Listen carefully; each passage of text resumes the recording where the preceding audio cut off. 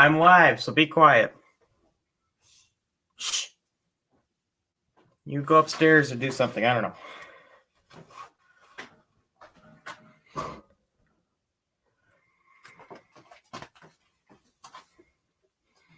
Looks like we got one in.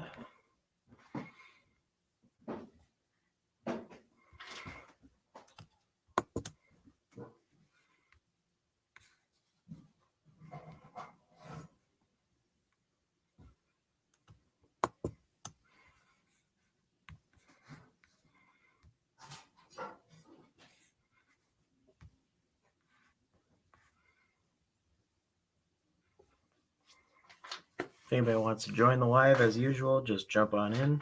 The link is in the comments and on screen.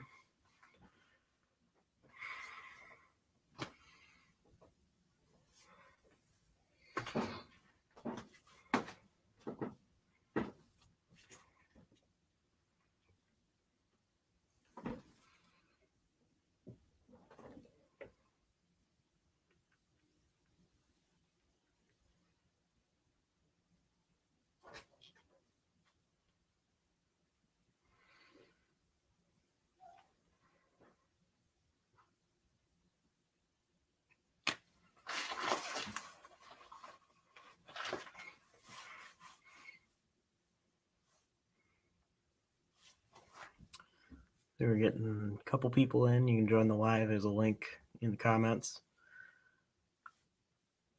Let's see. 2 people. Okay. I'm gonna wait. It might take a couple minutes for a few people to get in here, but be looking at the 440 a little bit. So if anybody wants to jump in and talk, definitely let me know and use the link.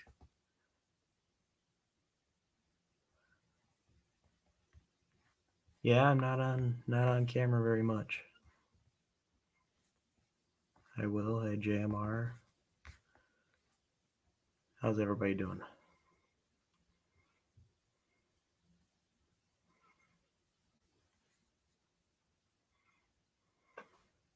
I'm getting a few in. Link in the comments if anybody wants to jump on screen too, or just talk about whatever.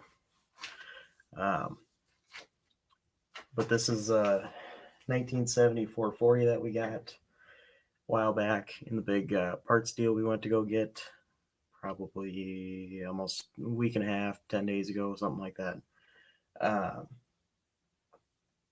And this ended up being a little bit better than expected as far as condition. It's ended up being 40 over is what the Pistons say. And it ended up having these pistons. They actually have 4 valve reliefs in them. So I was looking at that. I was like, okay, well, they must have just had valve reliefs in them because that's what they had, or maybe the cam matched that, so they needed to have extra reliefs for whatever reason, you know. But then I found out these are actually like stock replacement, but larger because they're overboard size. Replacement for like a 6-pack engine. So I thought that was pretty cool. And I ended up pulling the pan off of it, which is a 7-quart Mylodon deep sump pan. So that's really nice. And it's got everything for that with the pickup tube and all that stuff, and a really nice windage tray. So that's really nice bonuses to have. And so I pulled the pan off, pulled the windage tray off, and it has 6-pack rods in it. So kind of mixed feelings on that because they're nice and strong. They're good rods, but they're way kind of beyond what they need to be. They're just kind of excessively heavy, a lot of people believe, and they are compared to a normal LY rod. But these have been ground on the ends, and I could show you that later, but these have been ground on the ends to match weight with each other and with the whole rotating assembly. The crank has been drilled and has plugs put in it pretty much everywhere. So somebody went through a lot of effort in balancing the bottom end of this engine overall, the rotating assembly for sure. So nice to see that. And then it was just a hydraulic flat tappet cam, as it wasn't like a roller or anything, but it's actually a really nice cam overall. It's actually right here. I can't get any specs on it as far as based on the numbers on it, but it is a Crower or a Crower. I don't know. Everybody says it a little differently. Hydraulic flat tappet, and I did the test as far as you measure the base circle, then you measure the lift, and then you take that, you minus the base circle from the overall, and then you multiply that by your rocker ratio, which is, I believe, 1.5 on this. And this has Isky adjustable rockers on it, so that's really cool. So, and that came out to, and this was just kind of a rough number because I was using a caliper. I wasn't using like any other like more direct, more accurate tool, but it was just a caliper, and it came out to 540 lift on both the intake and the exhaust. Ended up at 540 lift. So that's really cool. Nice big cam. And it's nice to see that it's got adjustable rockers on it, Isky adjustable rockers. And I was looking at the heads and I was thinking, these don't look 100% right. It was actually my dad that noticed before me. These are just 906s, which would have been stock in 1970, like the engine. But they came stock with a 208 intake and a 1.74 exhaust. Well, these have 214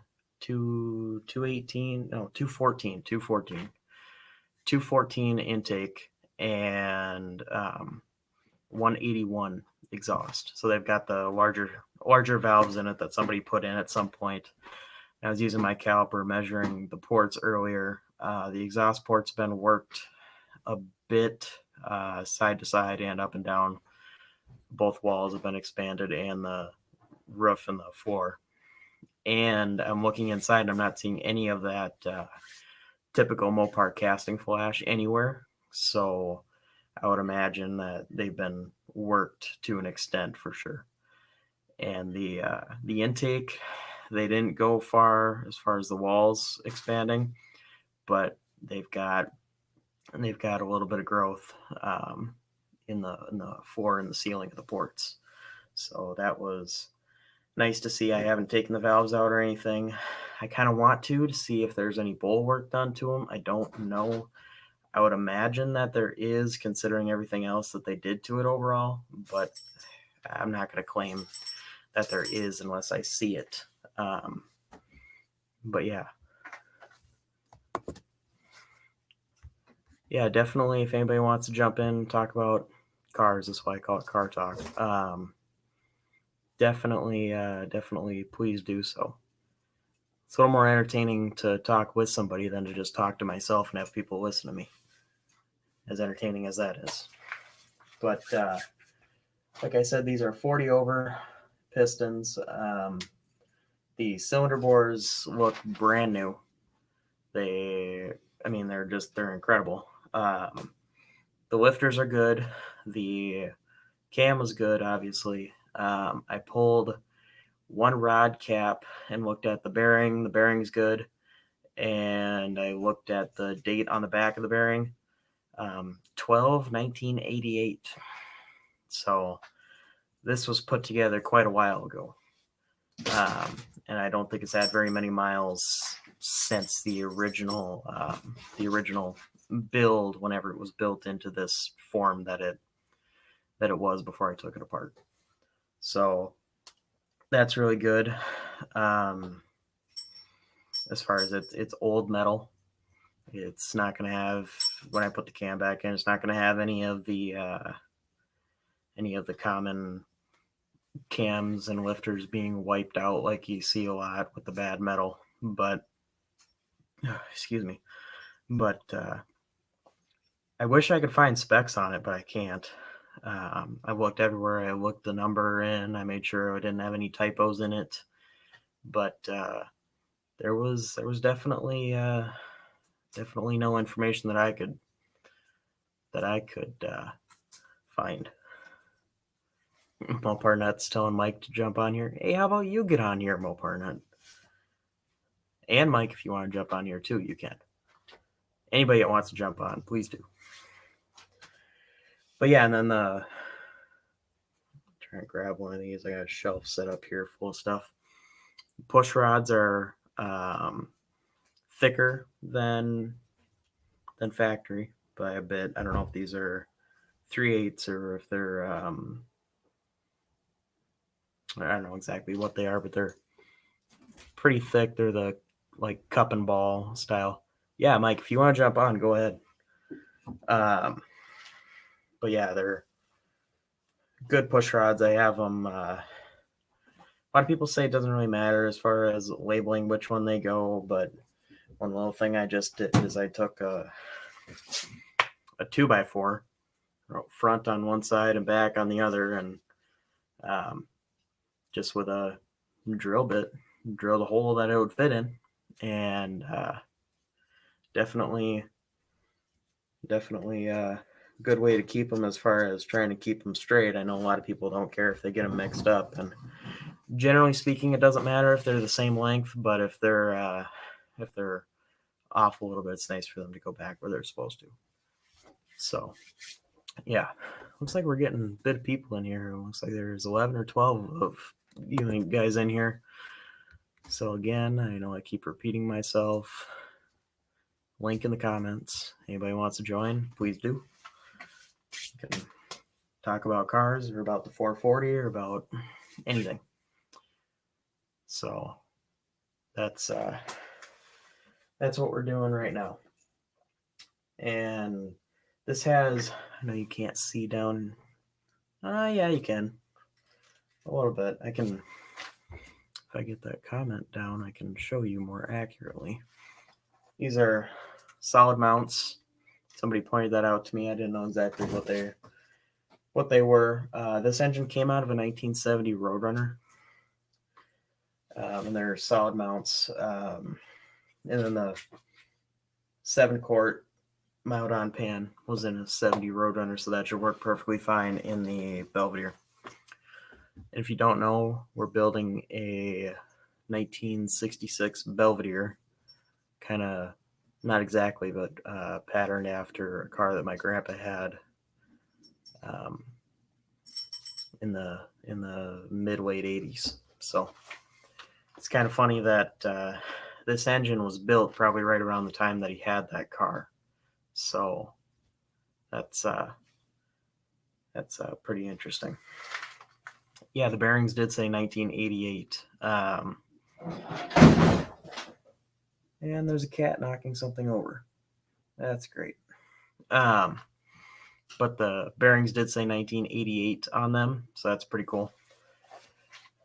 And I mean, and it looked clean. It had just a tiny bit of wear in the middle, but not anything I would worry about or that would be concerning. Everything looked good. Everything felt nice and tight. Trying to think of anything else I found that was interesting. Mostly just the amount of balancing that was in the bottom end of this engine is kind of ridiculous. I might actually stand up and move around a little bit here. It's a bit of a mess, but turns over super smooth.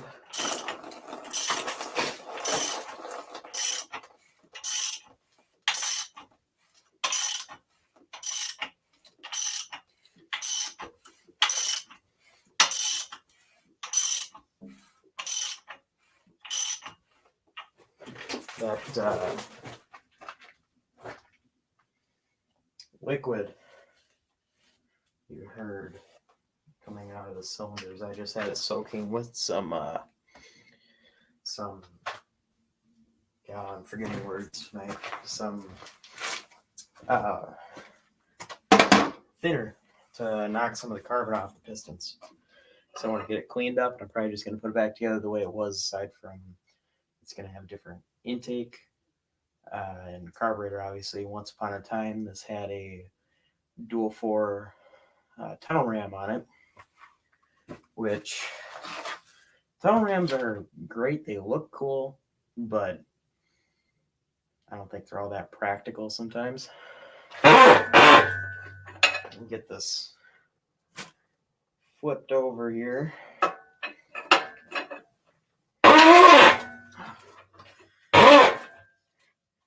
At least partly. I don't want to go much further than that. Big block Mopars are heavy.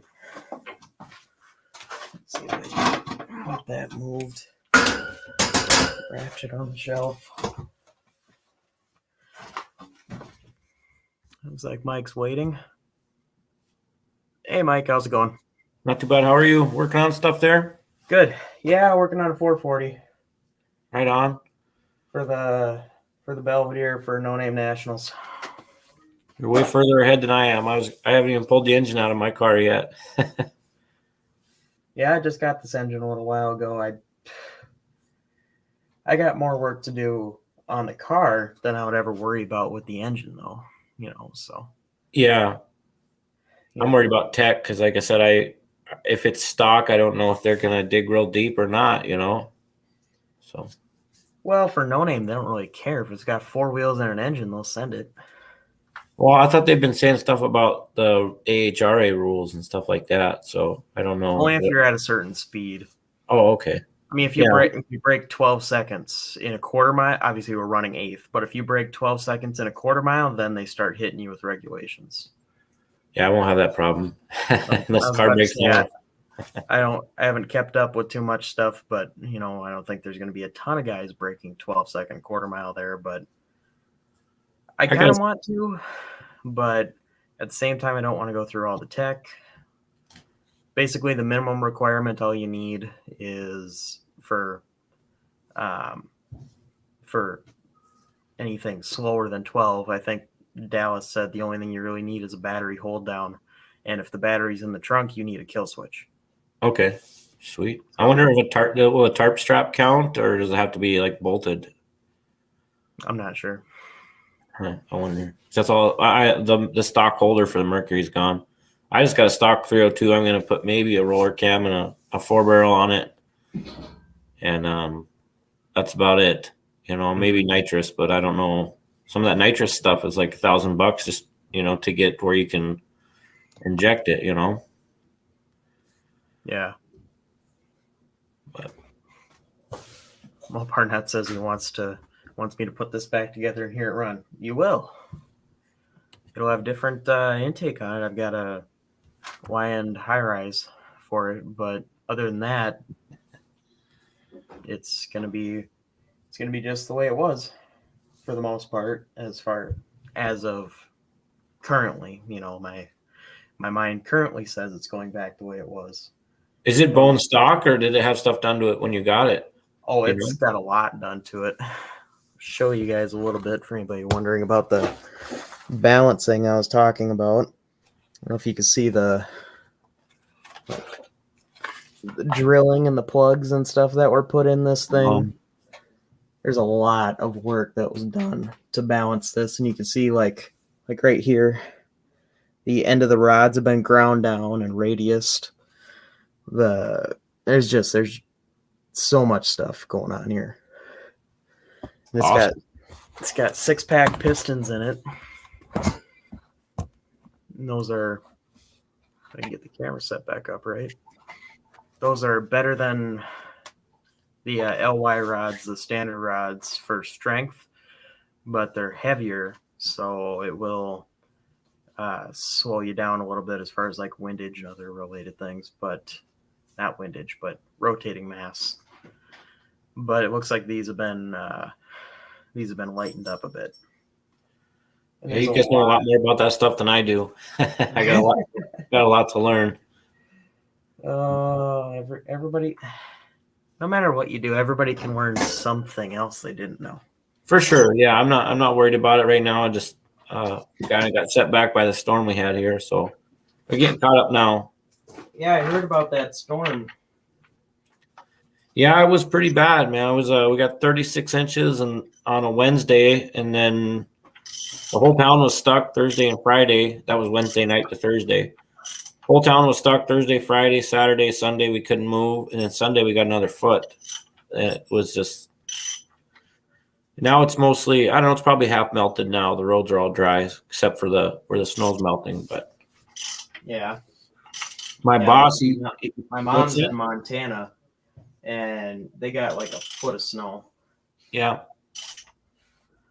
My boss, he's got an EcoBoost with a snowplow on it, and he was plowing snow with it, melted a hole in the number one piston. Oh wow! You can't plow with an EcoBoost. Yeah, I guess not. You can see all the drilling that was done, like on this one especially. I don't know if you guys can make that out or not, but all the drill holes, and like here they drilled some holes and put in some plugs for weight balancing. They did a lot of stuff to the bottom end of this. It's pretty sweet. Yeah. Save you some money. Yeah, especially considering today's prices. I didn't even think about that.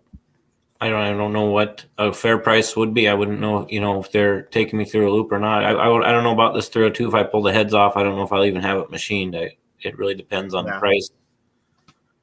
Yeah, I don't know. The pricing is different for everybody, but I know my current, like my local engine guy, local machinist, he's backed up 30 engines. He's so over full with stuff. He's behind by 30 engines. So that's crazy. Yeah, no kidding. Also, looks like there's some new people in here. Anybody that wants to join, there's a link I just put in the comments.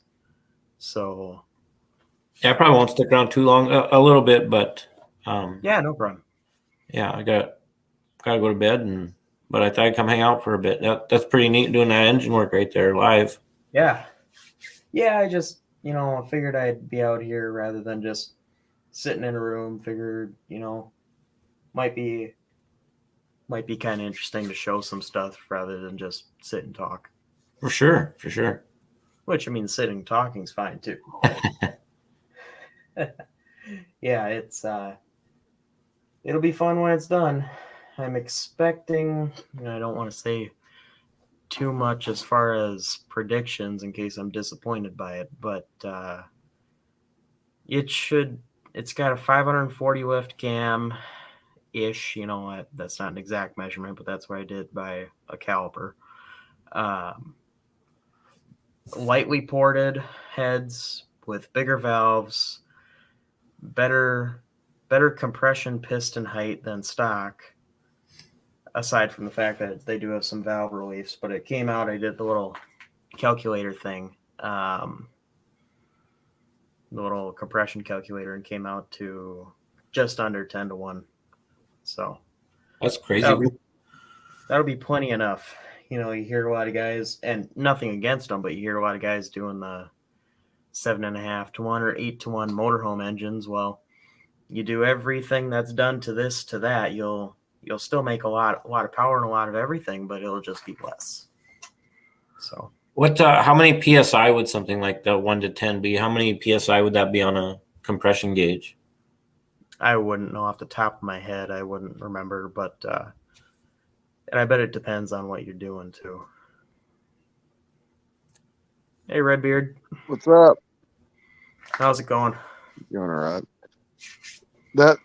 I'm gonna answer that question for you, but it really just that's what I was trying to find out by what I showed you my compression on my engine the other day. You asked a question about it. Yeah. Well, I thought the same thing. There'd be like a graph. It takes a lot of math. It all depends on your how your valves open, your cam, your all that stuff. Oh, To okay. actually, Yeah. Okay. but mine we don't know exactly what it is. I bought the engine as it is, and they're tore apart. And believe it or not, it'd actually be higher than that. That was just with that was with 7 spark plugs still in the hole with $100 starter turning it over. Jesus. I So don't know how you get. How do they keep it from pre-detonating it? They injected it right before top dead center. Injected alcohol. it in? Oh, the alcohol won't pre-detonate like gasoline. No, and real good gasoline wouldn't either. But yeah, you'd have to run. If I run gas, I'm guessing I'd run like C16 or something at least, minimum. But no, like you can like, but it actually has dieseled on me before in a little, not like in a way like I. So the mechanical injection basically just is a live. I mean, just fuel's always just squirting out. Those okay. So to shut your engine off, like you heard a blower motor shut off, it goes yeah, and it shuts down. Yeah. Instead, they don't shut off with the ignition; they shut off with the fuel pump. And well, there's always some drippage going back in there. Like I can honestly, I always start my engine like I use a starter, I crank it over, like like you crank, then I flick the ignition on, then it starts.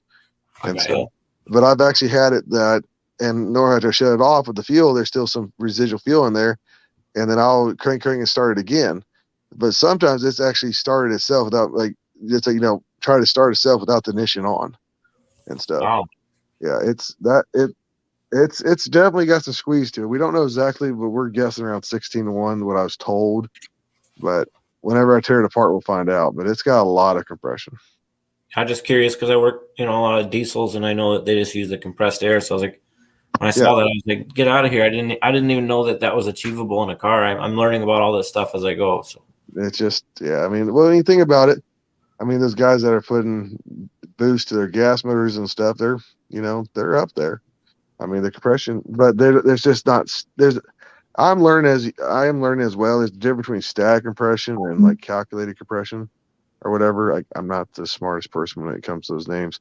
Like I get them mixed up which one's which. Like when you CC your head, see your intake, your head gaskets, your CC your heads to your piston, it equals compression ratio. But it depends on the overlap on your camshaft and this and that when it's running. It could, like, say you're 14-1 compression, but with a big cam with a lot of overlap, it can drop you down to like 12-1 when it's running and stuff. So there's a lot to it that I'm not smart enough to act like I know I'm talking about. It's just I'm learning as I go. So yeah, it makes sense. It makes sense, but like I said, it's just new piece of information, and I was like, wow, that's crazy. yeah, it's a lot. A lot of people think it's crazy too, and I do too. Whenever I refresh this motor, actually take the heads off it. Like I put new bearings in it before. I'd never take the heads off, and actually see. I'm kind of curious to see what it actually is. So. Yeah, it would be interesting. I'm just kind of going down with a car that's going to be thrown together this year, and then if it's fun and stuff, then maybe I'll get more into it. So, but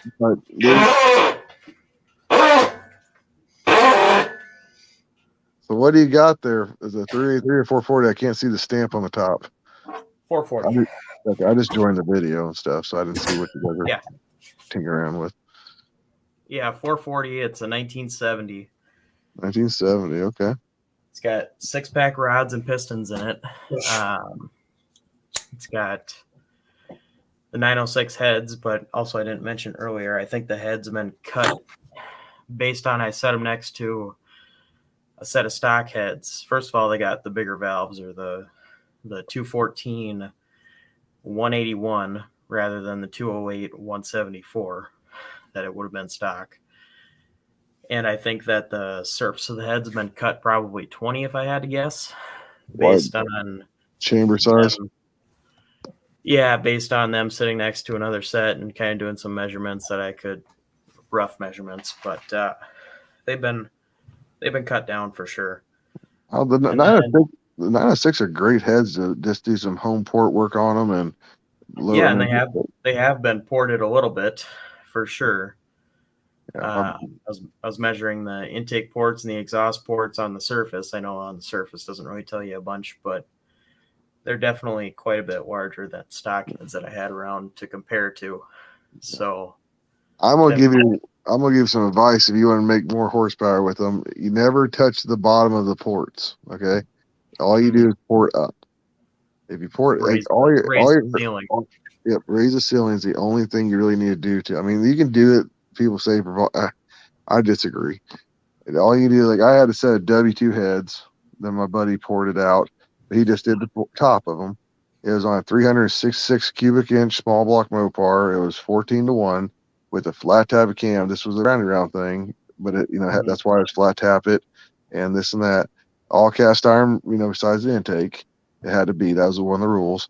And he made 680 horsepower out of a 366 cubic inch 360 with a flat tab cam. Wow. And all he did is raise. I mean, W2s are good heads. Don't get me wrong, but he just poured the top of them, and he spent some time doing it. Don't get me wrong. It wasn't just like he did a week worth of work. He said, but right. I don't know what your plans with that engine is, but you got valve release, so you got room for more cam if you want to. It's got a 540 lift, is what I measured it out to be. Hydraulic flat tapping. Okay. I've got the lifters, and it doesn't have 10,000 miles on it. I wouldn't think. No, What's the difference between a flat tappet and a roller? Flat doesn't have the roller, and the roller does. Okay. The roller has a little wheel on it that rolls across it rather than flat contact surface. Okay, that's what I thought. Just trying to. Yeah. Got it. Yeah, and it's got Isky adjustable rockers and beefed up push rods, not stock ones with the cup and ball style. The heads have got the bigger valves in it, and the bottom end of this engine, somebody spent a lot of time going through balancing it. It's been, as far as the crank weights have been drilled and plugged and drilled and plugged, every one of them's got to have just a bunch of stuff done to it. I mean, it's just crazy. And you can see where they put, I don't know if they use like Mallory or something like that. I think I heard as far as like a weight. Bob weight, yeah, for the balance. Yeah, it's got a lot of that going on. And it's got the 6-pack rods have the ends ground down and radiused a little bit to help cut through oil and as well as to balance them out. I think they've been weight matched. So, in all honesty, the 6-pack rods are just crap. To be honest with you, generally speaking, yeah. I mean, they're just overkill. They're heavy. Heavy, and honestly, that just makes. And I mean, this just you already got it, and like I already have too. I'd run what I got. I'm not saying what you got's a bad piece. Right. It's just people they have this misperception. Oh, 6-pack rods better this. No, they were just heavier and actually hurt your stuff more with higher RPMs because of the weight of it and stuff. And they're supposed to be stronger, but they're not stronger enough to warrant using them. No, exactly. I mean, that's it's just like people have this and I did too when I first got into this. When I was 18 when I first started getting into this stuff. Ooh, 6-pack rod, this now, and I learned so much over the years. It's incredible what people think are good and not. Like nowadays, if you have a set of 906s and a set of heads that you got to rebuild or re-go through, it's almost cheaper just buy a brand new set of pro comp ones, and this and that are as good. And so just change the keepers and retainers in it, and you're all right. Right, so. And even the 440 source heads that they came out with now, and they're like an aluminum 906 pretty much with a little bit bigger ports and a little bit bigger valves. They're a stock replacement head pretty much, and that's all they are. I mean, there ain't nothing wrong with that. I mean, that's what the Indy SR heads were considered, or that's what SR stood for, stock replacement. You basically pull 50 pounds off the front end of the car too. Probably. Exactly, and that's a great thing to do. It just like it's cheaper to buy those than it is to almost have another set heads refreshing. That's all I'm saying. Right. And nowadays, it's crazy how cheap some things have came and how expensive other things have. Also, do you still need a 71 Demon grill? Yes, I do. How cheap are you gonna make it for me? I don't know. I have to look at it. It's got one end that needs a little repair, but it should be okay. I am a tight ass. Okay, like people like that's the thing is like if it comes with speed parts, no problem at all. If it comes to body like t-shirts or clothes, I'm so tight. It's not even funny. I mean, that's what my wife. She's like, I don't understand how you'll spend money on something like that, but you won't go spend money on something you need and stuff Wants like. and needs. Yeah, well, yeah. I guess I'll give you my number over here. I don't care if people see it. I I'm sent not. you a message on Instagram. I don't know if you ever saw it. I am very, very ignorant about Instagram and YouTube, and like might be younger than, I mean, not as young as you, but younger than a lot of these guys. But I tell you right now, I am as ignorant as they are when it comes to this stuff. I am electronically challenged. Just be Yeah. careful giving your number out because there's a lot of trolls and stuff, and they just I wouldn't, just because I don't get very many, but every once in a while there will be some sort of a bot or something in the chat. I wouldn't, but they'll I put got your number on these websites. You'll get like 5 million phone calls in 2 days. right. Yeah, well, Right. I won't give it then. But What's good, fellas? hey, I like those pictures, brother. Oh, thanks, man. It's coming along. Dude, this guy's fucking Yeah. nuts. You think you know anything about this guy? I tell you right now, he's tell him what you're building. If he might already know. I don't know. Yeah, he's probably seen one before. All right, so I got a Ford 300 straight six, right? Truck engine, everybody. Good engine. I got the engine, and I'm building a cylinder head out for it out of 2 LS heads, cut up and welded together. He's got the freaking head What? studs that are lining up. Yeah, I got the head on the engine today. All the head studs are through the holes in the head, fitting nicely. Just got a welder up now. Impressive. Oh, I think it's crazy. I've hard enough That time took some getting a small block creativity head. for sure. I've hard enough time getting a small block head to fit on a small block, let alone putting 2 heads, cutting them together, welding, and fitting. I mean, Yeah. I just can't believe the bore spacing the same. That just proved to you that LS motor is a Ford engine.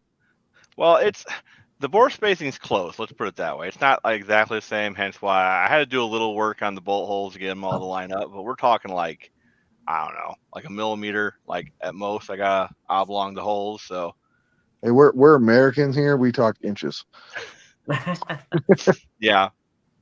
All right. So I don't know, like 100 thou maybe. There you go. There you go. I'm just giving you shit, bud. I'm looking forward to. It's just so many questions I have, like how the water. We already talked about this, but people might not have heard. Like the water and jackets lining up, the pistons, the valve clearance. Obviously, it's probably down the hole, so you don't have anything to worry about. The push Yeah, rod, like the the push rod stock lift. geometry. Yeah, the all of stock lift is something crazy. It's like 398, like is all the valve lift is.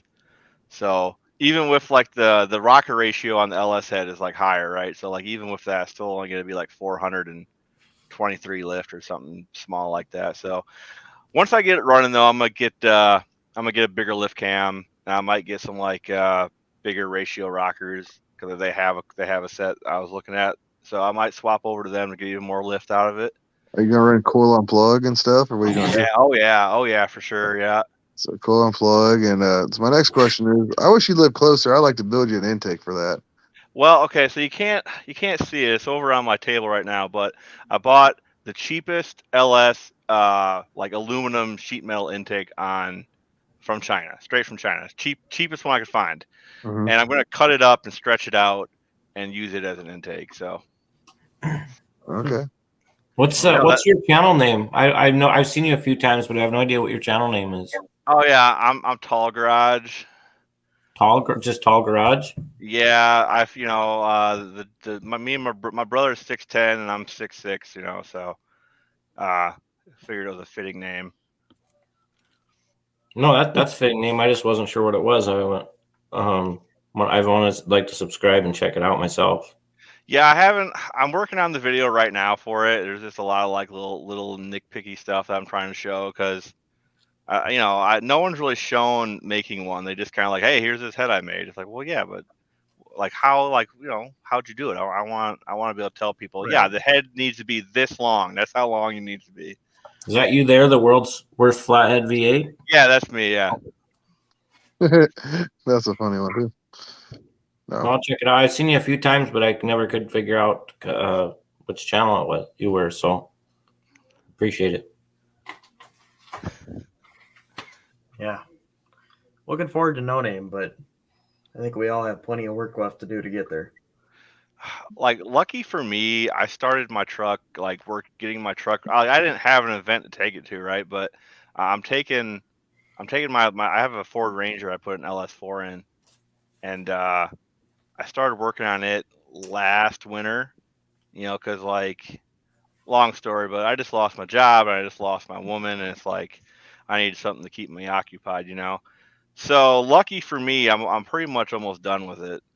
But I know a lot of guys are still, they have a lot of stuff to do yet to be ready. So Yeah, I'm not really worried about the engine. I think if I was just throw it back together, it'd be perfectly fine. But it's the rest of the car. right, yeah, I feel you. I gotta go through and do just a little bit more rust repair to it. Gonna completely paint it. Bear Rose got jokes. That's funny. Yeah, if you guys get a chance, it's not my last video. It's the video right before. It's me pulling apart a flathead I got at the junkyard for $100. And when I pulled the oil pan off, like there was like so much stuff in the oil pan, like it was just all roots and so I pulled the oil pan off and it looked like the oil pan was still there. I saw that. Nuts. Yeah. Yeah, it was nuts. Some of those flatheads are getting harder and harder to find without, cracked bores and stuff like that. Yeah, that's why I picked this one up. Like, it was $100. Like, there's a chance it's not cracked. I haven't seen any like big holes in the block yet. So, but as long as it's not cracked anywhere. Yeah. Oh, geez, I'm pressing buttons I'm not supposed to. I went full screen. Oops, wrong button. Still relatively new to this. But yeah, I think it's fun to do these lives whenever. I just wanted to make sure you can see me. Can you hear me? Yeah. Yep. Okay, I just got a camera. I just wanted to make sure it worked. Oh yeah. Yeah. So Yeah, this will be fun. I'm gonna have to go through and clean it. I want to probably paint it up again because it's. how'd your haul down in Texas go? Texas. Didn't you say you had like a big like $18,000 worth of parts or something you're going to buy down in Texas? South Carolina. Sorry. South Carolina. That went good. I got a lot of parts in there, including this. Need to go back for more, but is a good deal. There's new stuff. There's original stuff. There's brand new like reproduction stuff. It's all Mopar stuff. I mean, anything from taillights to grills to brake parts, suspension parts. So wait, are you Miss English? Yes. Well, hi, nice to meet you. I see you commenting all the time. Yes, I'm Don's wife. Yeah. I like Don. Well, I'm Redbeard. Nice to meet you. Nice to meet you guys too. So you need to send me some. Look me up on Facebook. I can do that a lot better and stuff. Okay. I want to see pictures of that grill and stuff and Yeah. whatever. I got the headlight bezels too. Gotcha. And what type of sweet deal you can make me on that dang thing? I'm also looking for. I probably shouldn't say this on here, but a VIN number and title. For 70 or 71 Dart. 71 Demon, yeah. I wanted to be. The reason I want to be Demon is just because I could do Dart, I guess. But I just really prefer to be Demon, just so because. Honestly, I'm looking for one here. I'm looking for one here in Kansas, so I don't have, because if you already have a Kansas title, you don't have to have it inspected. So I just and I'm trying to do street racing more this year, and I'm really scared again. If I got busted, that sucks. Blah blah. But if I don't have a way to show proof of it's my vehicle, I might not get out impound. I don't know how that would work. So I don't know how they do it in other states, but I know here in Ohio, if they can't make out the VIN tag, which happens, I can't. they look for a VIN elsewhere on the vehicle, and they use that to confirm it. Yeah. So Well, I already looked at all the spots. They're not there, so I just need one to put on my aftermarket dash. gotcha. So Yeah, that's tricky, man. Not having a VIN. They've been cracking down on that stuff pretty hard. yeah, well, Yeah. I don't blame them, but I guess it's illegal anyway. So what's the difference? Yeah. Oh, look up, Who's your try and garage find can help you out. try and find the old owner and see if they'll work with you. Sometimes you give them $100 to help you get the title.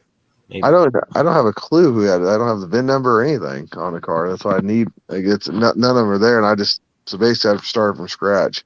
I could do a builder's tag on it, but I really want an antique tag. I don't want in Kansas antique tag, and it's only like my really really nice 71 Demon is only costing me like $12 a year to tag it and stuff. Yeah, we got that too. We call them historical tags. They're good for 30 years. Well, mine are. I don't have to replace the tag, but I got to pay property tax on it every year, $12 or something. Oh, yeah. They gotta get it out of you somehow. Yeah, I don't know what we have here. I know we have like collector tags and stuff like that, but I think that's different. Well, see, I have a buddy that's got everything I need. He's got the grill, he's got a VIN number, he's got a title and everything, but he wants like $1,500 for the whole car. I don't want the whole car. I'm just looking for, like I said, I'm a tightwad when it comes to these little things that I don't. I want. Maybe it's got a grill in it. Yeah, but How many cops really know the difference between an old classic vehicle? Get a beater and just drill the firewall out of it, and I've thought about that. It's just license it as a Nissan, whatever. the reason is like I could put a Duster in there any day of the week if I wanted to. Okay, and then no one's going to know the damn difference. Besides, it says Demon on the back of it. I mean, the cop would have to be pretty knowledgeable, in my opinion, to actually know the difference between a Demon and a Duster. I mean, in reality, but I have this thing is if I ever run Drag Week or Rocky Mountain Drag Week or Sick Week 2.0, sometimes Dodge sponsors these things, and it like when they did then Dodge was sponsoring Drag Week, they made it like if you had a Plymouth, it wasn't a Dodge, so you didn't win. So like, you had the fastest Dodge, it wasn't even that fast, but you got paid $10,000 extra. They gave you $10,000. Dodge was a sponsor, and fastest Dodge gets $10,000 and stuff. So that's another reason I'm trying to stick true to the roots, because if I ever do something with this car, it would be considered a Dodge, and that would help out. So, but with my engine combination and stuff right now, that's never going to happen. So it's not streetable at all. Barnett says get a Yugo VIN tag and put it on it. I don't think most cops these days would know the difference. To be honest, nothing against cops, but I consider myself more of a car guy than a not a car guy, and I couldn't tell the difference between two cars like that. Unless you found a cop that was into a Mopar guy. Well, the sucky thing was the guy. I think he retired now. I'm not for sure, but the guy that used to inspect the state trooper that would go to in Kansas, if you had one that you wanted inspected, like out of state, like you can go to you go to the sheriff's office to get it, like inspected. But if you want a builder's tag or like a classic, like I was done to stamp you a new VIN number because you was messing up. He was actually a Mopar fanatic. Yeah, and he knew Mopars left and right, and it was like, and so he'd actually help some of the Mopar guys out if he liked you, but if not, he could just really. There was no getting away with nothing.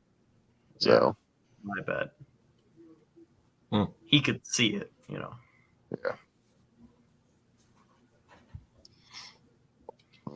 Well, guys, I woke up at 3:00 this morning. I'm gonna go ahead and bed. I was in bed, and I decided to look at my phone. I saw this. I'm like, you know what? I need to just jump on here, talk a little bit. Appreciate if anyone can help me out, find me some subscribers. If you got friends, share my links. Help me out here. I mean, I got plenty of time to get there. Just trying to. You should have so many subscribers now. You got such cool stuff. I don't. Or you're not at the 500 yet? No, I started my YouTube channel about 2 months ago, and I put my first video up a month ago, I believe, this week, or it might have been a month now. Yeah. I haven't been doing it long, but it's just, I don't know. Based I'm on not your stuff, it's a couple of your things. Based on your stuff, I thought you were already there. I didn't even realize. No. I mean, not at all.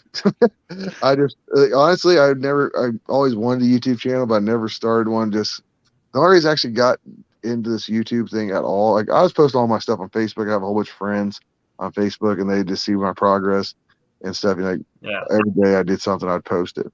And then my dad was on YouTube. I guess he didn't have a channel, but he's watching. He found this No Name National thing, and he's listening to it and talking to it. And I've been on Jed Scott's channel many a times. Like he's came to my house, videoed. He's been in the dragster with me, videoed. So Jed and I are friends. I know he's doing it.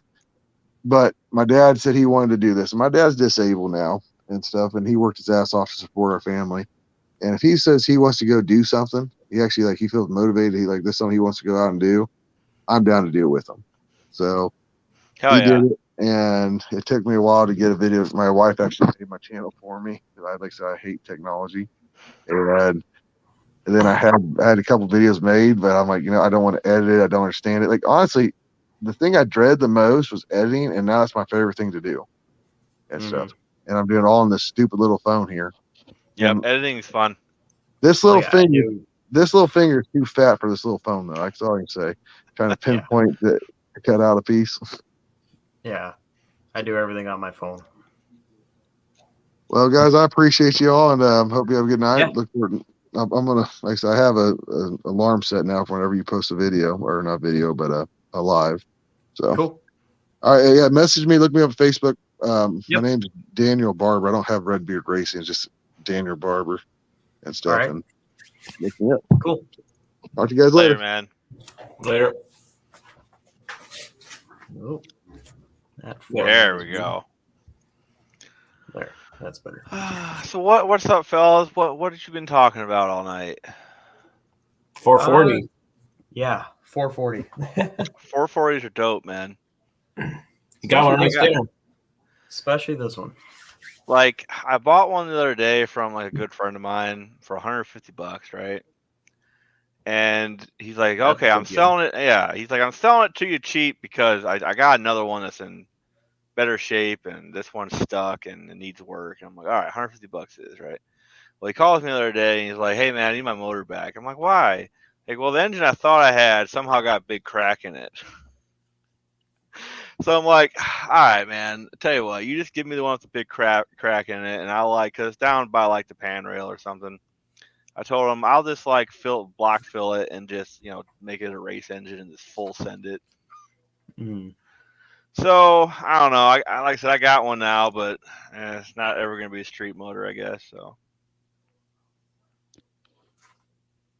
Yeah, I'm trying to find a 351 Windsor is what I'm looking for my Mercury, but nobody gives nothing like that away up here for that kind of money. right. Yeah. Yeah, everything's so expensive right now. It's Yeah. $500, no guarantees. $500, it could have a crack in it. That's your problem.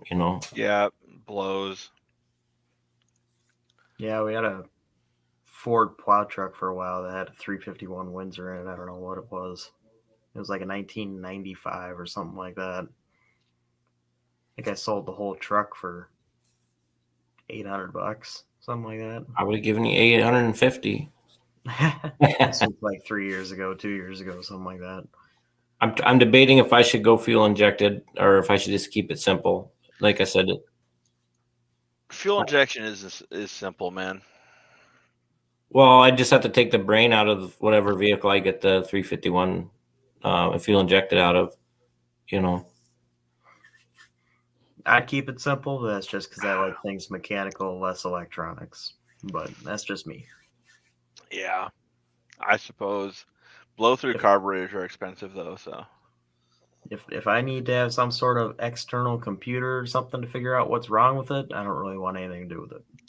Well, I mean, you don't need a computer to tell you what's wrong with an engine, like Generally speaking, generally speaking, if I don't know. I like fuel injection. I hate carburetors. I've always had bad luck with carburetors, so fuel injection seems easier to me.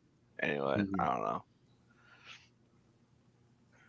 Yeah, I haven't done anything with fuel injecting really, so. I feel you. I feel you. I guess I can't really speak too negatively about it since I haven't done it, but Well, man, it's just crazy the stuff you can do with it. Like you can put timing in anywhere. You can take timing out anywhere. You can have it do all. You can do whatever you want anywhere you want in the RPM curve. It's nutty. Well, you can't do that with a carburetor. yeah, yeah, that's I mean, That's I guess the you thing, can. I guess you can you know. get one of the like one of the new the digital uh, ignition boxes, and they let you do a little tuning in them, right? But then you still got a computer on it, right? So why not go all the way? Yeah, I suppose. I just like things staying simple, but that's just me. Well, if it ain't broke, don't fix it, right? Right, right. Yeah, and Yeah, I mean, is it really? Do I want to spend thousands of dollars for a drag race against? It's not. We're not racing for money or anything like that. It's just kind of, win or lose. It's just for fun, really. Just kind of interesting. yeah. I mean, yeah. I mean, some people got money down on it, like Yeah. Tony and Andy. I'm very interested to watch that race. I feel like that's just going to be flat out embarrassing for Tony. For It's somebody, What okay, a- you said it. You said it, so I'm gonna say it. I agree. I feel like Tony is just gonna get ran over, but you said it first, though, so nobody can yeah, get that's mad at me. yeah, yeah. It's like what's he going to do? I don't really care how much nitrous he throws at it. What's he going to do with a stock short block 318 that's going to beat a tested true 700 horsepower in a truck, Well, he does. Tony has weight on his side, right? That car has That car, probably yeah. weighs less than that truck, right? So that's From the one factory, thing. that thing was probably like 3,900 pounds or something, but he's And probably got it down to 3,000 yeah, or something. and Tony has the fact that it's an 8 mile track, right? So that's on his side, right? So like it's gonna be a good one. Yeah, you would think, but You would think. That's right. I've got a lot of things. I've got 2 races at No Name, and Who you racing? I don't think I'm gonna beat either of them. I'm gonna race Bigfoots and Mopars Oh yeah, okay. and just Mopar Joe Okay. Cool. in the '66 Belvedere. So I think I'm gonna be racing Dr. Art Ranger versus LS Ranger versus LS Ranger. mhm. So I think that's gonna be a thing. Yeah. Yeah, I mean, I'm expecting at them, Speak of the devil, Dr. Art is calling me. I'll be right back, guys. Yep. Yeah, I wish I knew more and could add more to your live, but all I can do is ask pretty, simple questions. Hey, by all means, it beats me sitting here talking to myself.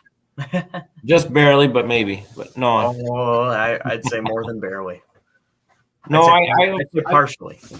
I have some idea about stuff. I've listened and overheard things over the years that I've just never been, waist deep in racing before, like a lot of you guys have been. Well, I haven't, but a lot of guys have. Truthfully, I've never raced anything, but it's going to be a new experience for me and for a lot of guys out there. You know a lot about engines and stuff, though. I'd say a decent amount. I wouldn't say a lot, but I know a lot about my stuff. I don't know a lot about other people's stuff or a lot of general engine architecture. I know a lot about my stuff, which is a somewhat shallow pond, so to speak. So they get more shallow, trust me. Yeah. Well, I mean, when it comes to 440s, big block Mopar, the general stuff like that, I know a decent amount. There's a lot left to learn. I haven't messed with them a lot, but I've done a lot of reading and a lot of research related to them. So that's pretty neat what you do, like flipping kind of these lots of Mopar stuff. It's actually pretty sweet. Is that like your full-time gig? Is that enough to support yourself? Yeah, as far as work related, me and my dad work together. We do just buying and selling Mopar parts and the occasional project car and parts cars and stuff. That's awesome. That's what we do full time, and we do have a eBay store with we just hit 1,400 listings. Wow. So there's Oh, stuff that's selling all crazy. the time. All Mopar stuff too. There's stuff selling all the time, but you gotta work at it and refresh stuff because eBay is not. I'm not gonna talk too bad about it, but eBay is not the best platform for things in general. I tried figuring it out once. I couldn't. I tried to sell a belt buckle, and I thought, well, if I can sell a belt buckle, then I'll try and sell more things. I couldn't figure it out. I gave up. It's definitely not good for fees. I'm gonna try Mopar Nut. He asked if I was gonna build a 400 horsepower 351M. I'll be happy with a 250 horsepower 302, but because of the time window, and I'm gonna do everything I'm gonna do to my car in like probably 2 weeks. It's gonna be start to finish. So and it just depends on what I can gather up before that 2 weeks hits. Yeah, I got 2 Detroit 60 series with turbos sitting on them that aren't being used, and I've thought in my head, how can I get both of those Detroit turbos on that 302? But that's a pipe dream, really. Yeah, maybe. I don't know. I don't know much about that stuff. But back to the eBay thing just for a minute. Overall, it's decent, but as far as fees, like Out of Order Garage asks, the fees are pretty bad. It's roughly 15%, 15% of whatever you sell it for. And in addition to that, just as an example, if you sell something for $80 and then you charge $20 shipping, you get charged fees on the shipping too. Wow. And the reason for that is because they didn't used to do that. They used to have it where whatever your sale price is, that's what you got hit for fees. And then the shipping was the shipping. There's no fees on that. So what people would do is sell something for like $5 or $10 or even just $1 and charge $100 in shipping to get their value out of it and have no fees pretty much. So then the rest of us got kind of screwed because some people did that and kind of wanted to cheat the system, which I get it. You want to save money, but you kind of ruined it for everybody else. So, stuff happens. They want their cut. They need their money. They don't want just a cut. They want a whole slice. Yeah, I hear you. Yeah, they need their fees. They need their commission on everything, and that's fine. I feel like they're just cutting us a little bit deeper than they need to. It's all the corporations, they got boardrooms full of people talking about how to make more money, and Right. It's hard to compete with that when you just got one brain and 5 jobs. Oh, and it's just it's even worse when it comes down to, not to like get into it really far or anything, but we have a no return policy on ours just to avoid problems, But even though we have a strict no return policy, still eBay is going to try to make us return stuff because they want to side with the customer with everything, when the customer will flat out lie to get their parts for free. eBay automatically sides with the customer pretty much no matter what, and dealing with a dispute is pretty much a nightmare. So I've heard of that. it definitely has its downsides. I've heard that guys getting engines and saying they're blown up or something like that, and Well, not usually big stuff like that, but like they'll say, oh, it's not like it was shown in the pictures. Well, I have a disclaimer at the bottom of all my listings. I say, I can't show exactly everything. Use the zoom feature that eBay provides to make sure everything is the way you want it to be, because I sell used parts. It's not going to be perfect, but still people don't listen. People don't care. They just want stuff for free, and that's fine. There's enough reasonable people and there's enough reasonable deals to be had that it works out, but it's the few negative people that just kind of kills it a little bit. yeah. Just No, kinda sucks, but, the JMR, no, I haven't done that, but I've heard of it and I've thought of it. Cleveland Heads. I heard someone told me today Cleveland Heads stock factory Cleveland Heads are about $2,500 right now. So Wow. yeah, I don't know if that's true or not. It was just Yeah. Yeah, I like the most common head for the 440. The most common, kind of known as the best head, is a 906. Casting number ends in 906. Everybody calls them 906s. And I mean, you can pick up a set of cores that need to be rebuilt for anywhere from 150 to 250, depending on where you find them.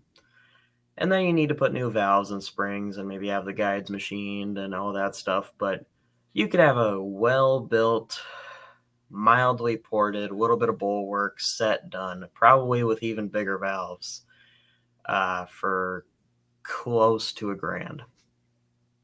You know, so they're reasonable. Does it beat the aftermarket stuff? No, but it'll get close. It'll get right there with some of the stuff. You know, they don't flow quite as well. They're kind of notorious for small head for a big engine. You know, you're talking about 440 cubic inches breathing through what a lot of people joke around as a plus size small block Chevy head.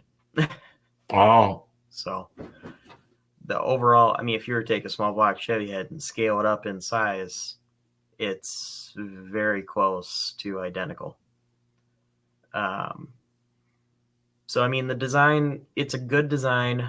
It works good. It flows all right. It's not the best for this application, you know? Yeah.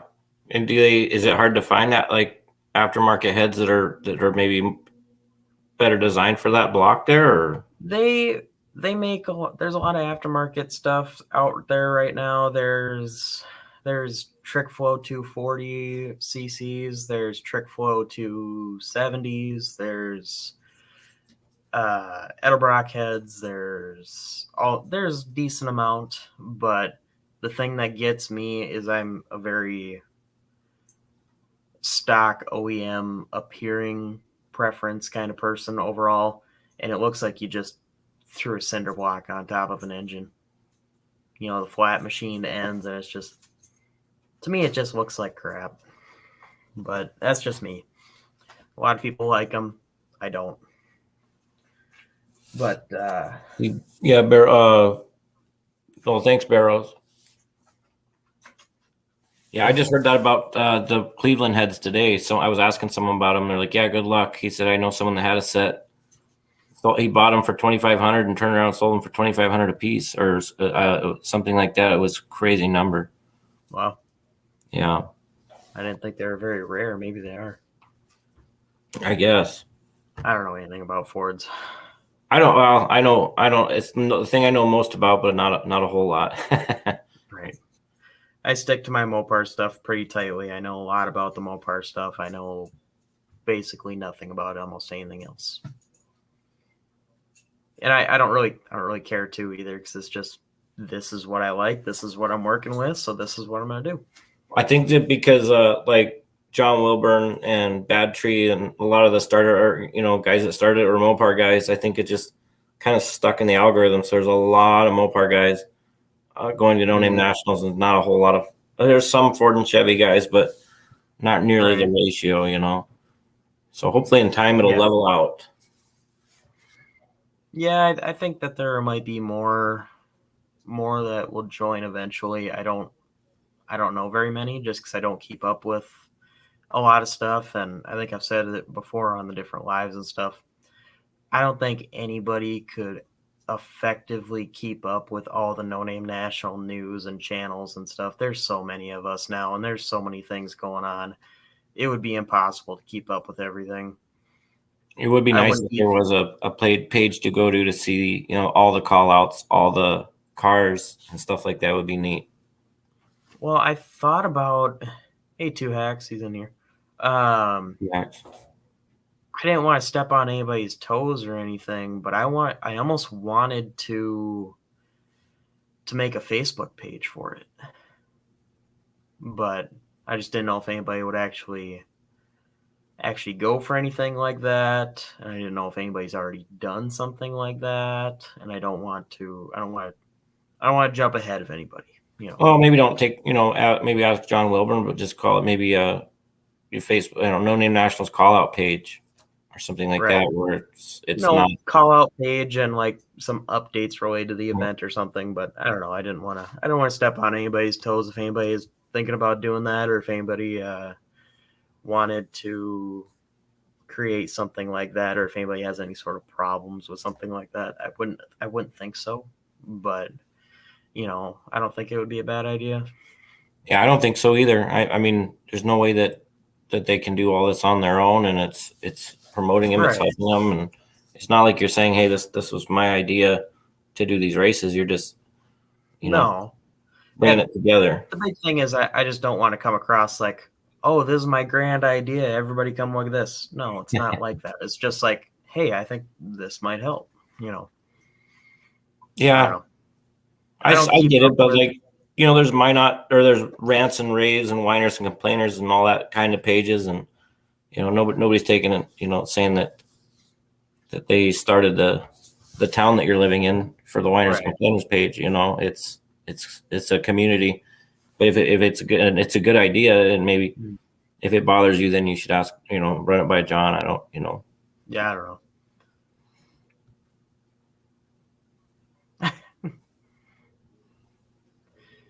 JMR says, Ryan, can I adopt you when your dad gets tired of you? No, he's not going to get tired of me. A-body Mopar is my thing. Well, A-body Mopar is not my thing. I'm not going to say anything bad about A-bodies. I like A-bodies too, but I'd almost take a C-body over an A-body. They're never super, super appealing to me. I like the 67, 68, and 69 darts. Everything else, I was never really a big fan of the Duster body. I like the B-body stuff. I think they all look Mopar Nut 62. like them all. It's about time. Really? You don't like A bodies, huh? Oh, I knew I'd have to get you on here somehow. Oh. Mopar Not 62. He's about as close as it comes to a Facebook page. He really knows what's going on with most channels. I'm all Yeah, right. but he hates Facebook. I hate Facebook and I hate Twitter. All right, fellas, And I I'm can't back. stand TikTok either. I think I'm gonna drop off of here. Just so you know, I appreciate you having me on. I was gonna go till 10. It's 10:05, but you guys all Yeah, have sure. a good night. If you want to jump off, that's no problem, and we'll maybe catch you on the next one, or we'll see you around. I might still be in the Later, comments. I got to brush my teeth and stuff Sure. like that and get ready for bed, but I just got to get moving here. Yeah, Mike, no if you problem. need, Good having you. Yep, if you thanks, need that Ryan. article, if you need that Thanks, Mike. article on the 400, I can get it to you. All right. We'll see you guys. What do you? Later. Yeah, see you. All right, What so are you talking about, Mopar Nut? who are you guys? I don't think I've met you guys yet. Mopar Nut 62 is right there. Right. That's Mopar Den. And I'm Okay. Mopar then. All right, I'm putting. All right, I've seen you guys comment all the time, so now I'm putting face Oh, you to the see name. you see Mopar Nut. You see Mopar Nut comment. I swear, sometimes I don't know if he Oh, has yeah. anything else to do there. Okay, I- stop. All right. I Wait a minute. Oh man. You got it backwards. yeah, I see you guys comment all the time. So Yeah. It's insane. The guy going crazy is above me. Right. Yeah. That guy. Yeah, you got it easy. You just point up. Point up yeah, at the yeah, weight. yeah. I gotta point down. Point up at the thing that's flopping like a fish. Right. So I jumped in when you started beating up on A-body cars. Come on, you haven't lived until you had a lot of fun in an A-body car. I haven't done too much with A bodies. I've only done stuff with B bodies. Yeah, well, that's okay. That's okay. There's room for B the bodies and big blocks. I'll be right back. All right. B bodies and big blocks. I've only ever owned a C body, so I don't know much about C bodies anything. are actually pretty cool if you get a big block one of them. Yeah, I like the 70 and up Chrysler 300s. They look, or 69, I think. They look really sharp for being big cars. I got a 69, not 69. Excuse me, 67 Monaco 500 with a HP 440 in it. I would like a C body with a 440 in it. Yeah. Yeah, I got a I wish it 66 wasn't Chrysler rusty. 300, 383 automatic. It's nice cruiser. Hmm. But you ain't gonna be getting no more comfortable than a C body, dude. There we go. There he is. Hey, What's happening? Here he My- is. Relax. Probably all dirty here. What's going on, gentlemen? Not too much. How's it going? It's been busy. Work, moving stuff around. Work, moving stuff around. This weekend, last couple weeks has been kind of jacked up because of weather. Other Right. stuff's come up, and yeah. I Have you got gotten a stuff done chance to today. see the 440 when you've been in the live yet, or not really? No, I saw it behind there. Mm-hmm. It's real quick, not to cut anybody off. Anybody was talking, but it's 1970. It's a non-HP, just a standard block. I'll actually get this up on the screen and actually show you guys a little bit better. No, that's not right. If I can learn how to use technology. Now just put our names up and it'll be okay. But it's got like 6-pack style pistons with the valve reliefs. And it's pretty much up to almost zero deck. And it had a hydraulic flat tappet cam in it. I did the measurement on it. It's about a 540 lift cam. It had 906s, which are sitting right in front of me. I'm not going to pick those up. Yeah, those are heavy. 1.5 ratio. I think they're 1.5s. Isky adjustable rockers with the bigger valves. They're the 2.14 intake and the 1.81 exhaust. So they're upgraded valves. It's got the thicker push rods with the ball and cup style. Nice. But all that's kind of, it is what it is. It's the underside of the engine that is really kind of interesting. It's a stock crank and everything. It has 6-pack pistons in it. Not And pistons. rods. 6-pack rods. I should Rods, say. yeah. That hurt. Now Put a little grease on that thing. Just You know, spin on it. Speaking of There. engine stands, there are no engine stands within like 150 miles. Really? It's funny you say that, Ken. Same here, man. Harbor Freight. I'm getting another engine tomorrow dropped off with something really cool tomorrow dropped off. And I've got, that 521, a small block Chevy. It's going to be for something future. A 383 coming, a 440 coming. I don't know if I've you can got see it, two. I need to dig out of storage. Oh, nice. this has been drilled and balanced in crazy amounts. I mean, the The rods one in are- the middle. The one in the middle that looks like Swiss cheese. That one. this one, yeah. Yeah. Oh man. Yeah. And there's weights as far as like I don't know if they filled that with like Maori or whatever material they use. I forget the name of it. It's got 6-pack rods in it that the ends have been ground and radiused here. I don't know if you can see. I can't see the screen. Yeah. But a lot of weight taken off of those and a lot of weight taken out of the crank. Should be neutral balance based on the damper I pulled off of it, but Yeah. it had solid engine mounts, and it's just going to be a heck of an engine, I think. Yeah, that someone had some fun with that one. Somebody's Guarantee that. put a lot of time into that, I would think. Have you ever balanced an internal assembly besides the crank? No, I have not. It's all not. the It's time. not.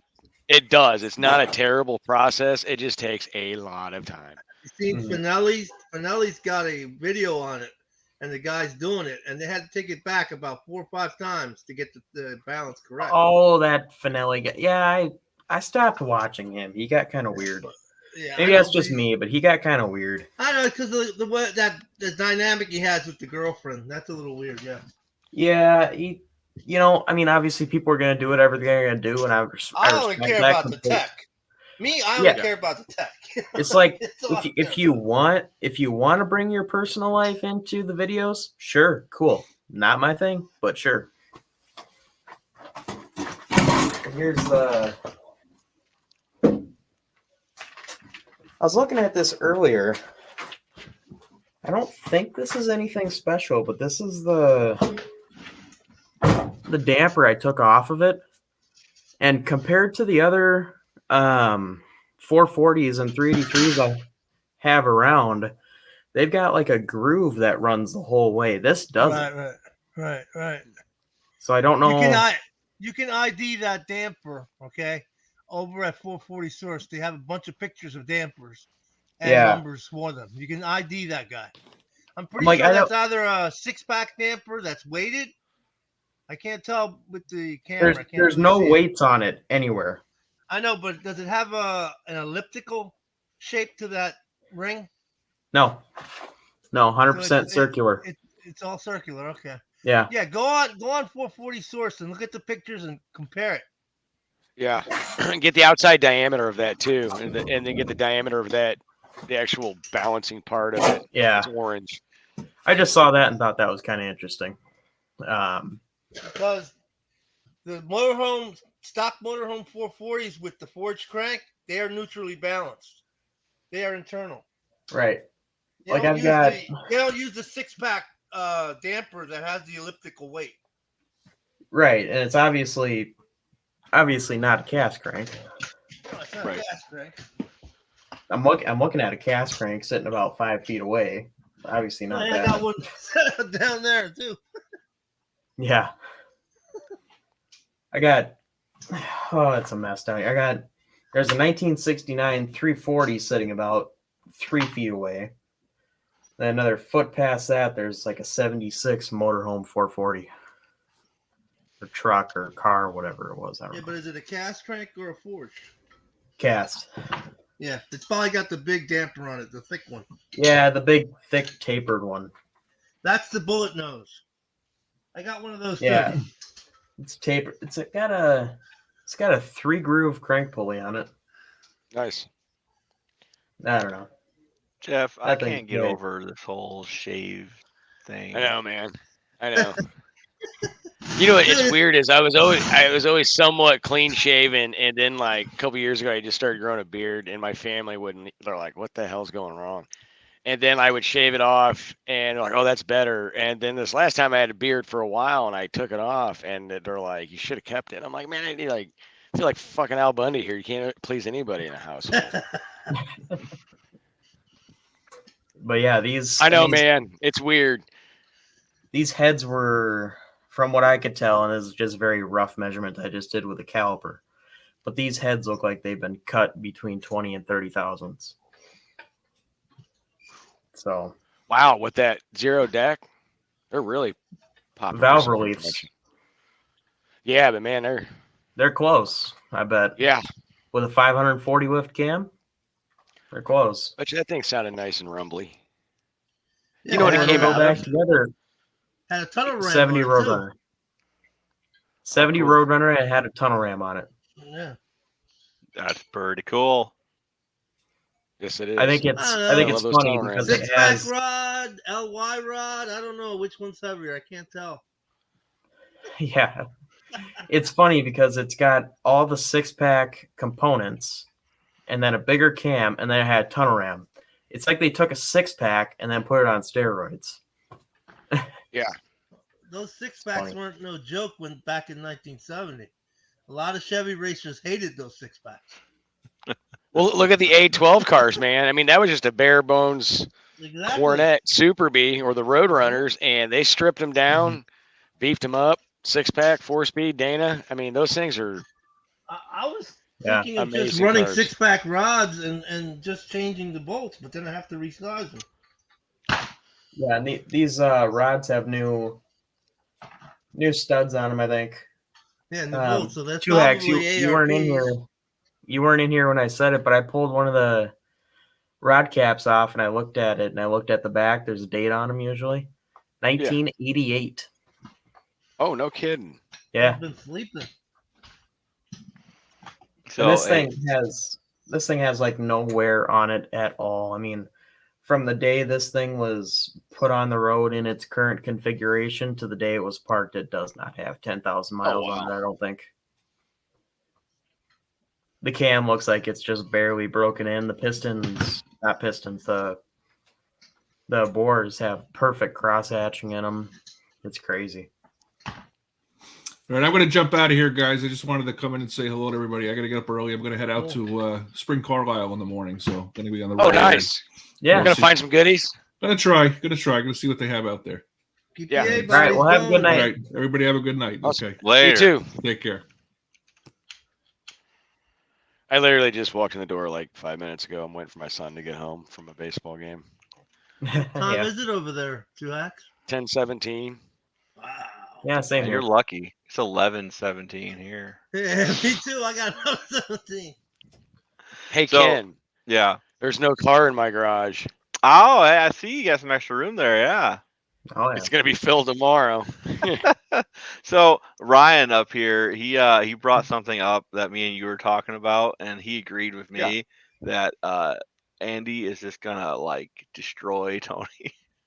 After doing a little bit more research and watching a little bit more of his videos and talking to Andy, because I talk to him about every day about Ford stuff because he's the Ford guru and I'm building that Ford. And I understand his apprehension, power to weight, and the old school pull out every trick out of the bag. But still, I just think that Casper is just going to walk all over that car. Yeah, I said the same thing. The whole weight ratio and all that, like, you know. But still, What's Baby Bottle Rocket running? What is it running? What's it running for a transmission? Still a wide 4-speed. ratio? A wide ratio Yeah. one? See, no, he's not saying, so I don't know. We don't know. I thought you were Yeah. saying Don't- running as far as time. I was about to say I don't think it's ever made a clean pass. No, It has, but not on video. No, it's never done that. Not on No, video. that's- I know. Not on video. It hasn't. I know that. All right, I know it's Brian. made clean passes. All right, Brian Cabral, calm down. You want me to become Brian? I'm not Brian, dude. Brian hates I've talked my to- guts.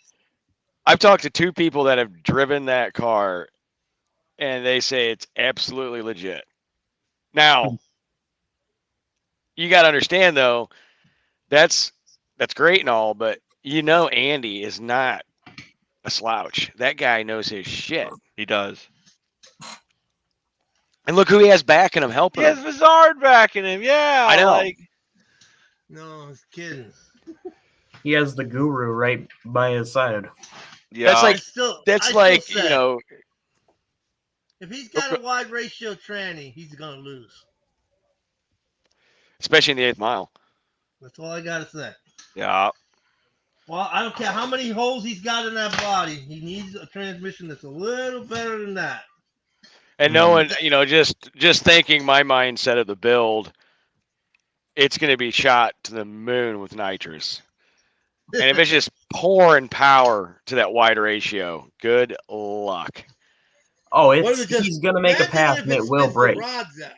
When he hits it Well, with I think that's the whole plan. Right. Right. I think there's two pieces of the puzzle on this. One of them is obviously just send it to the moon, knowing there's a really good chance it goes pop. And I think the other part on it is, I don't think he cares, and it's part of the show. Yeah, Well, and I don't- agree. Tony said he's like, I have $12 in this engine. Yeah, Yeah. I think it's a hell of a race. I think it's gonna going to be be good. one hell of a race. It's gonna be good. I think Tony might win the oil down award. Well, he did lose an axle in it once, and the track people were a little unhappy about that. Yeah. 'Cause he had Hopefully a we don't C-clip- get too many oil downs. He's running a C-clip axle, and running a C-clip axle can snap real easy. But what he's bringing to the track is not going to be anything close to what we've seen. No. There's no way. There's absolutely no freaking way. No. Yeah, I agree. He said something the other night that he's joking about being secret about it. It's like, no, bro, you're being secret about it. Like, Yeah, you're not Yeah, making when was- videos on Did it. you? You're- Okay. Did you When see? was the last time that was covered on the channel? Yeah. Have you- Well, Yeah, it was you covered in a said- live. It was covered in a live really quickly, and he was Oh, was? funny about it. Yeah, but here's the comical part: is I've paid attention to that car because I think it's cool, And there was a video one time, and he had closed the hood, and it closed like a normal hood. This last video, when he opened and closed the hood, it was like a piece of paper flopping. So you know that car's going. It's already like 3,000 pounds. You know it's going on a much bigger crash course diet. Yeah. Oh, it'll be 2,800, I bet. Oh, if that, you know, and he's just gonna send it to the freaking moon. It's like taking a bee I think body he and making a plans paper on bag breaking out it. of it. Yeah. Do you remember the movie? Do you remember the movie Rocky when he fought the Russian? Yeah. And there was that. Just think of it this way, and Andy's definitely not a Russian, but think of Casper as the big bad Russian, right? Casper sounds Everyone's like a got their- Russian name. Everyone's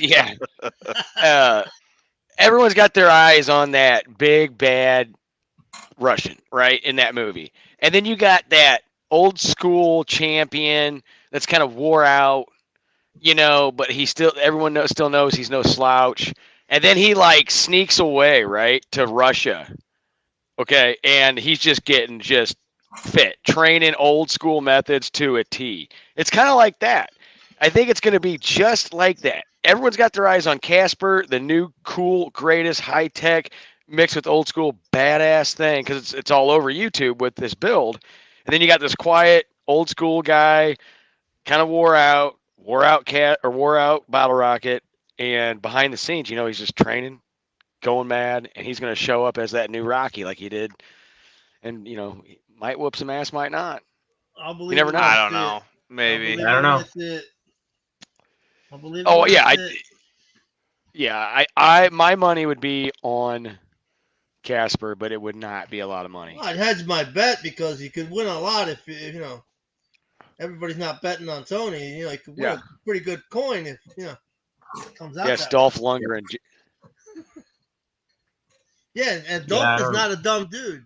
Dolph was a smart guy. Yeah. But you know, yeah, I mean that's my analogy on it. It's just like you just Right. never know. I mean, look what Tony did with the Fox Body Mustang. Didn't put a dime in it and got that thing, you know, way faster than it. But that's a Ever totally should have been. different car, man. Oh, I know. When did Tony have a Fox body? He's the king of the Fox Body. In the early '80s, when he was writing a magazine, the Fox Body came out. He was the one that figured everything out on it and sorted it out over a long period of time. Yeah, he spent weeks at the track with him, from what I heard.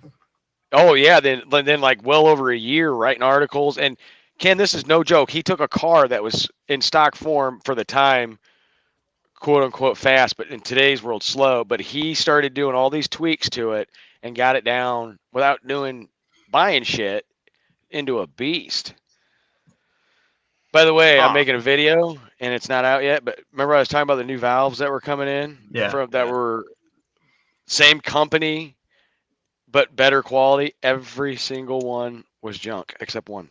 I have What? 16 intake valves and literally 2 of them are usable to my tolerances. What's the company? What's wrong with them?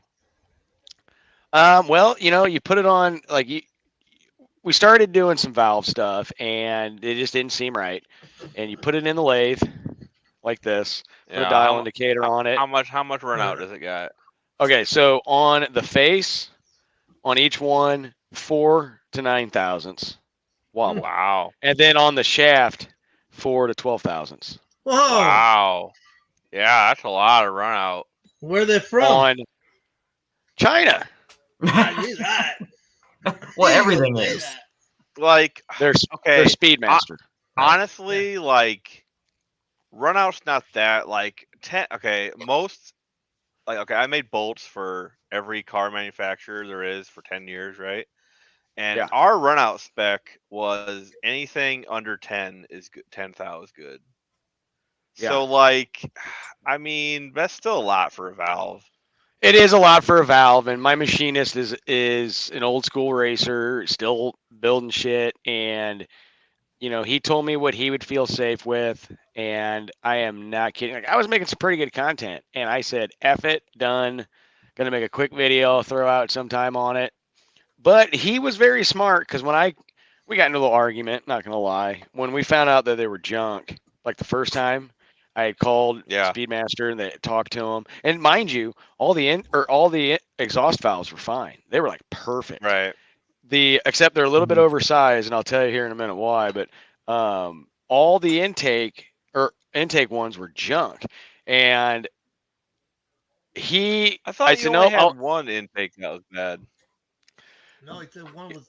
The only no, one it was good. all of them. It was one was good. Really? Yeah. So what we ended up Huh. doing was when I called him today, I wasn't happy, but I'm like, now I'm really effed. But when I got in the argument with my machinist, it was basically like, no, they said they got a better quality one. I'm not going to spend any more money. They're sending these out. He was smart enough. He ordered a whole set of Ferraris, and that are going to begin, hopefully tomorrow or Saturday. So Well, make not sure too you bad. do a video showing the tolerance difference between. Oh, I am. I already got it shot and just editing stuff. So you see the dish right here and that, how it's Yeah. dished right in the middle. Yeah. So when I pulled these out of the box, this is no joke. When we started checking them, there's 2 different dishes they sent me. Brand new valves. Not only out of tolerance, they're not even the same valves. Dude, And so I'm not laying the cat out of the bag on all of it, but if I know Bear Rose is out there, and there's a lot more videos on these cylinder heads coming through next week. If you're ever to buy a budget cylinder head, buy it fucking Bear. yeah. Yep. I already knew the springs were junk. Oh, I garbage. didn't know. I didn't know the valves were junk too. Like everybody I've ever talked to everywhere says, yeah, just throw the springs away, but buy new ones. But like, it just sucks, that the valves are all so bad. Just buy them bare. The other thing is started, touch up valves and all that. And this is where I get onto the exhaust side. So when we're checking everything and grinding the valves just a little bit, because they weren't seating right, brand new, doing the, test with everything. Yeah. The So we drop. grind them down. Yeah. We grind them down correctly. Same thing, just a little bit on the seat. The little witness mark you want on like this part right here. Mm-hmm.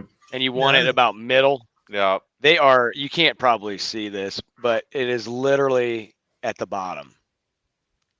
So these things are actually not even going down completely in the seat. So what we're going to do is on every exhaust valve is we're going to take this angle, same angle, but just grind it down further until it actually sits Right. correctly. You shouldn't have to, though. No, you shouldn't. You shouldn't have to. They were all massively wrong. That's crazy. Like I've been wanting to buy a set of the big black Mopar ones forever because they're just so cheap. Like yes, they're cousin so Eddie's cheap. Wilburn. Yeah. Talking about the 440 source ones? No, you okay? Speedmaster, So right?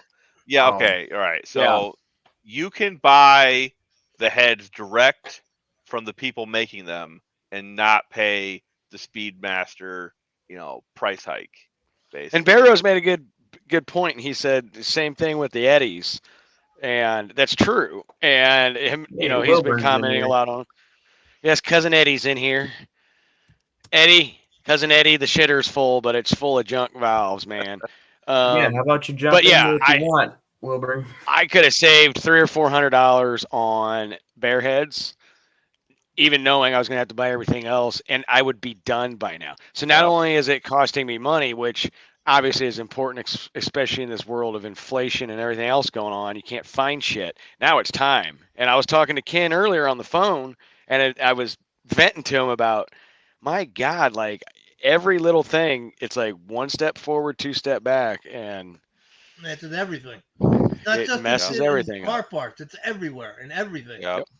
Hey, Mopar Nut, I got a few things that I found in this parts deal I think you might get a kick out of. Just a bunch of brand new boxes. Yeah, nice. Oh, no shit. Are they Not- 4-pin? I got 4 pins and I got 5 pins. Wow. But Those yeah, aren't- Ryan, Those aren't bad to have on the shelf.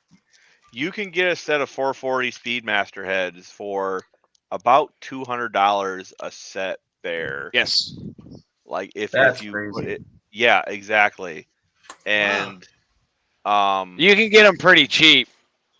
and you can get them even cheaper if you buy like them in Alright, orders of 10 sets or more. Right. I know Dust Devil has been trying to find a couple people to like get together and like do a group buy on. But Save those some money that way. Speedmasters, what are the size of the valves on the Bear? Are they 214s? 214, know. 181 probably. Yeah, I don't know. I'd have to look. That's what I got in my 906s that are right in front of me. That 214, that's a good deal. 214 with 181. I can Yeah, build my that's- own heads. That's why I'm I can happy take- with these. I'm happy with these 906s. I popped them off. I didn't realize. I looked at the valves. I'm like, oh, these are bigger. 214, 181. I was like, That's what I'm going to end up doing to my 906s because all the valve seats are sunken, so they got to be replaced. mine Oh, look- hey. So Ken, next, you know what that is, right? Yeah. So to check the CCs of the chamber. Yeah. Right. So what I'm going to do is when I I get need to get time, one of hopefully those. soon, I am going to CC the chambers just to see if they are actually as advertised. Right. Yeah. Right. And if they're even. If they're even, Yeah. exactly. Then it's Yeah, like I- if they're I like not. that. watch like for So like yeah. watch for I like made a my 2 own. I cc made my own variant for plexiglass. chamber. Somebody gave me a You know piece what, of plexiglass that thick. So this is I actually have to do this somewhat backwards with this and had the tutorial today on it from my machinist, but I've done it before. It's a super simple process, Yeah. you know, and you use a really good alcohol, obviously, but Yeah. yeah. So Little food coloring. sometime next week a video will come out on that. Yeah, a little food coloring. That'd be cool. You could get a animal syringe and use it 100cc one and just pour it in. I have a sister that works in the medical field, got a shitload of syringes at home. So There Hey, you Mo- go. Mopar nut. So you know how 906s generally speaking are about 88 cc chambers. Right. That's what everybody kind of advertises them at. right. These are, this is just a very rough question. I don't expect really an answer, but it's kind of just thinking out loud. These are cut probably between 20 and 30. I wonder what that would do as far as taking. You think I would take an 88 cc probably down to like an 86? Maybe 86, maybe 87. Right. Because you got to really cut them a lot because they're an open chamber. Right. Well, that's why. But since they are an open chamber, even just a little bit of a cut, it's a whole entire circle that you're Yeah. taking away from. It's not like a Yeah. closed chamber where you're just taking away from that crescent shape. See, like even when you switch the valves, like if you use the flat top valves, the ones that are like a nail head, okay, instead of the tulip style that have the little bowl in them, they up your CCs. They take it down instead of adding to it. Hmm. Because that little dish inside that valve, that's a part of the CC that's measurable. Hmm.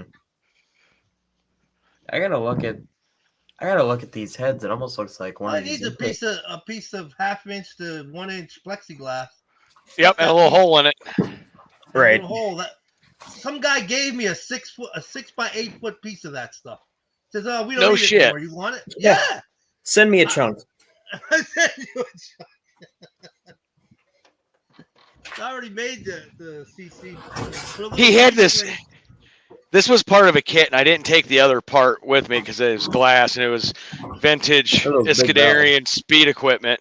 Yeah. But it was like this beaker thing, and it was gravity fed. And Yeah. it had a way to. And I mean, this is like ancient Isky shit, right? And obviously, it's very irreplaceable. So I'm like, yeah, I'll just do the syringe. Nice You don't wanna break it, adjustable. I don't want to break it, man. Like this guy's so cool. He's got like the vintage of the vintage shit like laying everywhere in his shop, you know. And like right above the door is an Isky authorized dealer sign that he got given to him when he was a dealer way back in the day. This thing's from like the early '60s. I feel the same Yeah, way. you Every got time it. I find something USA made that's a tool, I will not let go of that. Mm. I won't let go. Yeah, I Barrow's just- right. I did get a lot of good content, and I did learn a lot too. And that's why my beard fell off. I can't pull my hair out, so Yeah, me and my machinist spent like, I don't know, a half hour and he looking at his vice collection, because like they don't make good vices anymore. So he like grabbed No. all the old American made vices, and he just got a Yeah. whole bunch of them. and like I was like, this is cool. Like, No. Vice, a good Vice right now, used one can cost you up to $1,000, man. yep. I know. And don't even talk anvils. I've been looking for an anvil for a long time, and I Man. can't find. Dude, a friend of mine, his dad worked on the railroad, and he does a lot of automotive work, but he has got like heavy, like he's got anvils like you saw dropped on freaking the Coyote's head in the Yeah. Roadrunner cartoons. And they probably say Acme too.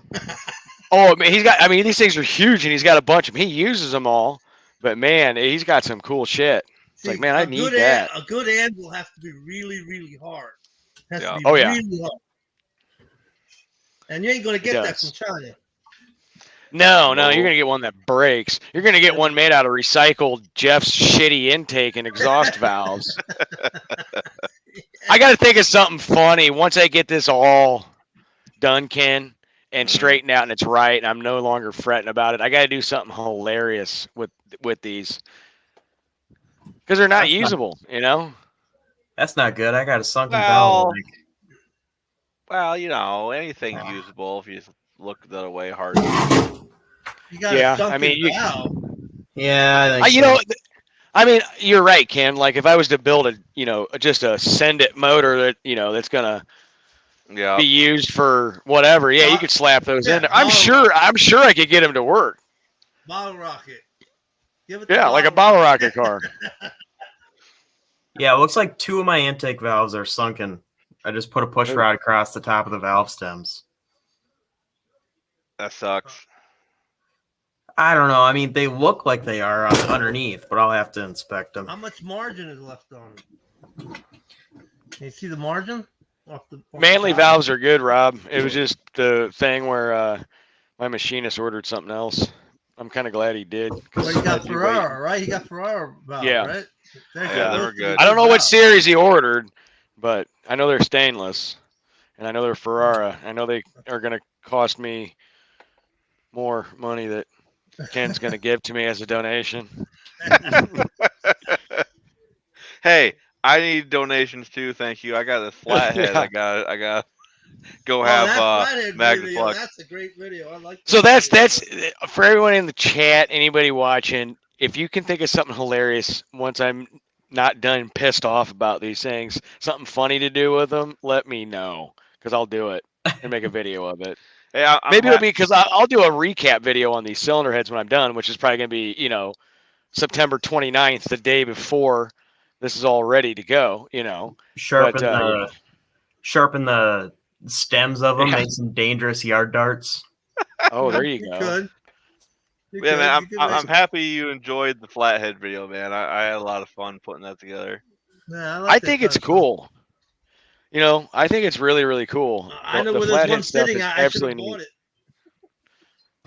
Well, like I said, I was just tromping around the junkyard one day, and there she was sitting in the water and mud, and she just said, "Take me home." And $100 later, it was in the back of my truck. Really? They charge you $100 Nice. for that? What the Yeah. hell? I got to set my guide plates came in though today, along with my valve seals. Cool. And I'm waiting on the push rods. I don't know why they weren't in that box. I'm not even going to fuck with that till tomorrow because who knows? They're probably back order too. They didn't show it. But I just wanted to let you guys know, just as a PSA warning. This is for the state of California. Cancer and reproductive harm, P65 Dude, warning. Everything So, says that. The condoms in California I- say that, all right? I know. So I'm touching these, and I am not going to be able to get pregnant. Just to let you know. I hope not. Oh man, Because you got to win that race. If you're pregnant, you'll never win that race. poor Cal. I know that's weight reduction. So, but the funny part about it, it talks about, assembly lube. So they're much thinking you're going to do it, but you're just not going to get pregnant. So this might be like false claims. I don't know. Dude, they took away We'll figure it out. methyl chloride, the paint remover, paint Yeah. stripper. I hate that. I love that stuff. Yeah, every paint stripper you buy, like right on non-methyl Well, ethyl chloride. now, You're like, well, they got one that says they say is good. I got to try out. which one is it? It was on Paint Society. There's a YouTube site they call Paint Society. Yeah. Check him out. He's got the name of the chemical. I can't remember it right now. Because there's a couple of them out there I've used, and they actually do work pretty well. One of them's a gel, and you let that shit sit on there, and it just takes that shit right off. I like the methylene. It takes a little bit of chloride. time, but The methylene Oh, yeah, but- chloride was. You see, the problem was people were stripping bathtubs. It says right on there, not to strip bathtubs. It's because you can't use it in an enclosed area. And they were dropping dead from doing that. Oh, So they shit. took it off the market because of that. And I'm like, because some idiot is cutting his lawn on his roof. I can't use my lawnmower. Is that what it is? That's what it. you know what's going to be like? I feel bad what's going to be like when my kids, like my son's 13, my daughter's almost 17. Like when they're 40, it's going to be like, you can't go outside. You can't do go anything. outside, because you You need know? to wear SPF 3000. Yeah. Man. But hey, my son got home. I'm going to stay listening to the chat, but I'm going to hop off to go see how his game went. Yeah, And I Later, will man. just stay listening. And that's a badass motor, Ryan. yeah. Looking forward to see what it does. I'll be doing a dyno video on it. Yeah, it looks Well, pretty good. cool. Well, maybe I can send you some junk valves, and you can joke around and just start throwing them all over there and be like, "Oh, I threw some valves." Just kidding. I'll catch you Yeah. guys in a little bit, but I'll stay listening. All right. Later, They man. put Yep, them in the yep. exhaust. Later. They'll pop out. Put them in the exhaust. There you go. Fly right out. Yeah, Yeah, Ryan, looking at- you should think about getting a set of them aluminum heads for that thing. That'd be pretty cool. I don't. I'm sure that they'll perform fine, but they just look like such garbage. What being He's aluminum? an They old look man. bad. I that hate OEM aluminum on his part. heads. You know that, right? I mean, you can paint them. They don't gotta be I look don't, I aluminum. don't care if they're painted. It looks like you taped a cinder block to an engine block. That flat machined end. It looks like you stuck a block of cheese on it or something I'm stupid. telling you, you cut Man. open his chest. You cut open his chest, and it says OEM on his heart. I'm telling you. That's fine by me, man. Leaves more for me. Yeah, I'm all part nut. I can only do, because the only straight edge I have on me right now is just a push rod, which that's probably 95% straight. And I was just rocking it across the top of these valve stems, and I got one valve that I think is sunk because it's rocking back Well, and forth on it pretty You good. might check and see if they got the what do you call the spring heights right. If they got Well, them they're wrong. probably not hardened seats, so someone didn't run lead in the From the gas. factory, they weren't. No, They Yeah, weren't that's what hardened I'm saying. seats originally. 906 Yeah, the- are not hardened. Yeah, they're not hardened, right? So whoever was running it last But- wasn't putting any lead additive in, and Yeah, they just but sunk. usually it's not the intake; it's the exhaust that sinks. Oh, yeah, it gets hotter, more wear, It's right? getting hotter. Yeah, that was the whole reason behind the lead. The lead was cushioning that Right. hot Yeah. valve. Yeah. Yeah, That's true the- too. That's true too. But These springs that they have on here are really nice looking. There's the small inner spring, and then a damper, and then the outer spring. So I don't know if that's you gonna switch to beehives, or you gonna run the old school dual springs?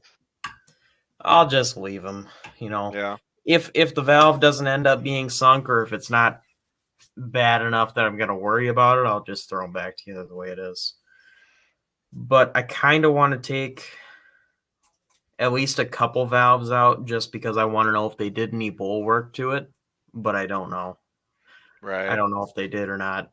They ported the intake and the exhaust to an extent, not anything extreme, but they definitely did. A little cleanup.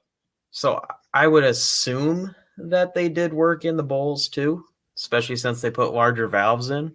But Yeah, see if I they don't what know. they do with the guides too. You don't know what they did with the guides. they better have machined the guides down a little bit, because it's got a 540 lift cam. I know, but they might have replaced the guides as well. Right. You never know. They might have put bronze liners in there.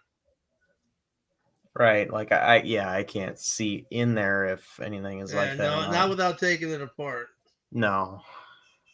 The only way to Not do it. effectively. Take it apart. Can you see the seals? Are they positive seals or umbrella style? Let me get my flashlight on my phone working here. I can actually look in there better. They look like umbrella seals to me. Yeah. Yeah. So maybe they didn't touch the guides. I sure hope they did.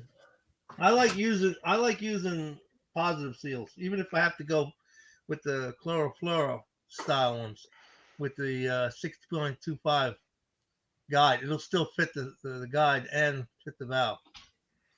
Yeah, I don't know. These springs just look cool. The inside ones are like blue, and the outside ones are like purple. I don't know. Are the valves the same 3/8? 3/8 stem. Yeah. I would assume so. Okay. Yeah. Yeah. Sometimes I'll do that. I'll go to a smaller diameter to lighten up the valve. Like a 5/16. Yeah. Yeah, they look good. I don't know. I mean, we're talking about something that was built in the late 80s. So I want to see it run. That's what I want Yeah. to see. It's if killing everything me. checks out, I'm just gonna clean it, put the cam back in it, put the lifters back in it. I've got them marked and labeled, and it's gonna go on the dyno, and it's gonna make what it's gonna make. I don't want to make too many predictions, but I'd say upper fours.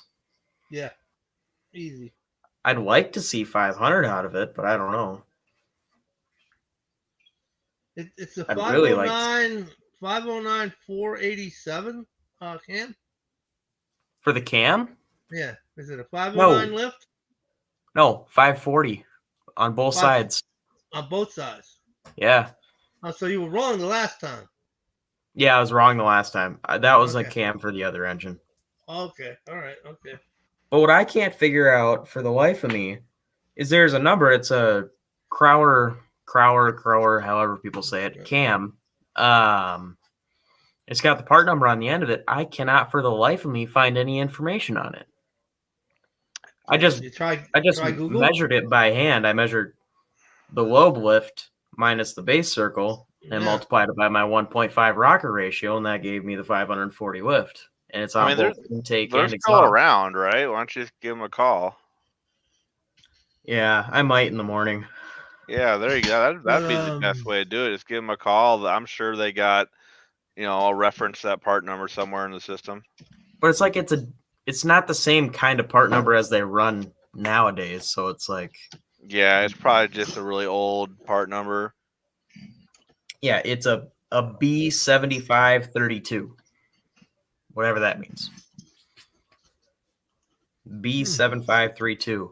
Google doesn't help. Nothing will come up with anything that I've found so far. Dude, I hate that. Went to their B7 website and everything. Did you say B75 what? 32. 32. B7532.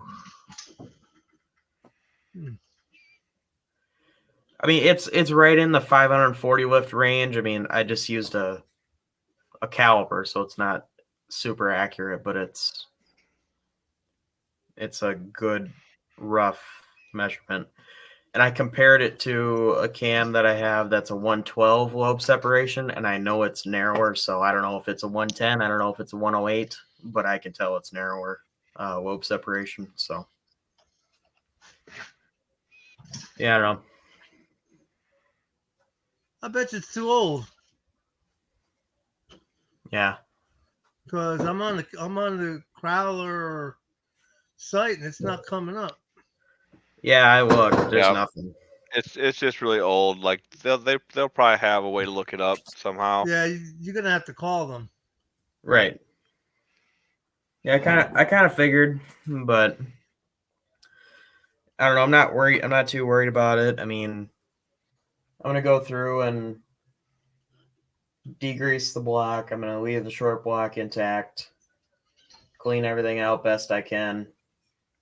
Try to clean up the tops of the pistons because they're just full of carbon. And the wonders of running a tunnel ram, you're gonna shove way more fuel in it than you need. But it's not gonna have a tunnel ram anymore. You don't want to cut a hole. Cut a hole where? in the hood. It's already gonna have a hole in the hood. Oh, does it already have a hole in the hood? It's gonna have one of them super stock scoops. But not tall enough for the tunnel ram, right? No, but it's gonna be a removable scoop. All right. But that's the reason you're not running the tunnel ram. It's because it will be too And tall, I don't want a tunnel ram. You don't want a tunnel ram. Okay. Oh man, everybody wants a tunnel ram. I know everybody wants a tunnel. I want one. Yeah, right. I'll take the hood Right. off. No problem.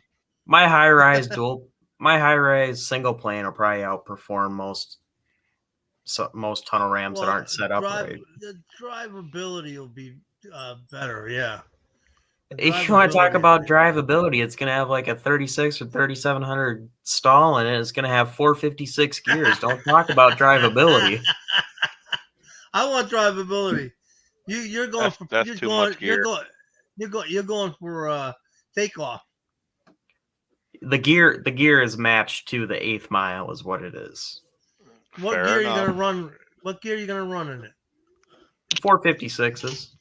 Okay, so 456. Yeah, it's without an overdrive. No, it's not going nowhere. It's got a 28-inch tall tire. That's a lot of gear, man. That's all I'm Yeah, it's a saying. lot of gear. The wheels will come off the front. Watch Like when he takes four- off. 411s are max for me, man. Like, I'm not going to drive it on the street. If I'm going Right, to drive it well, on the street, I'll throw well, that's- 355s in it. well, that's no fun, Right. man. It'll be I've fun got- at the track. I've got 355s around. I've got a 391 here also, but it's open. What transmission you running?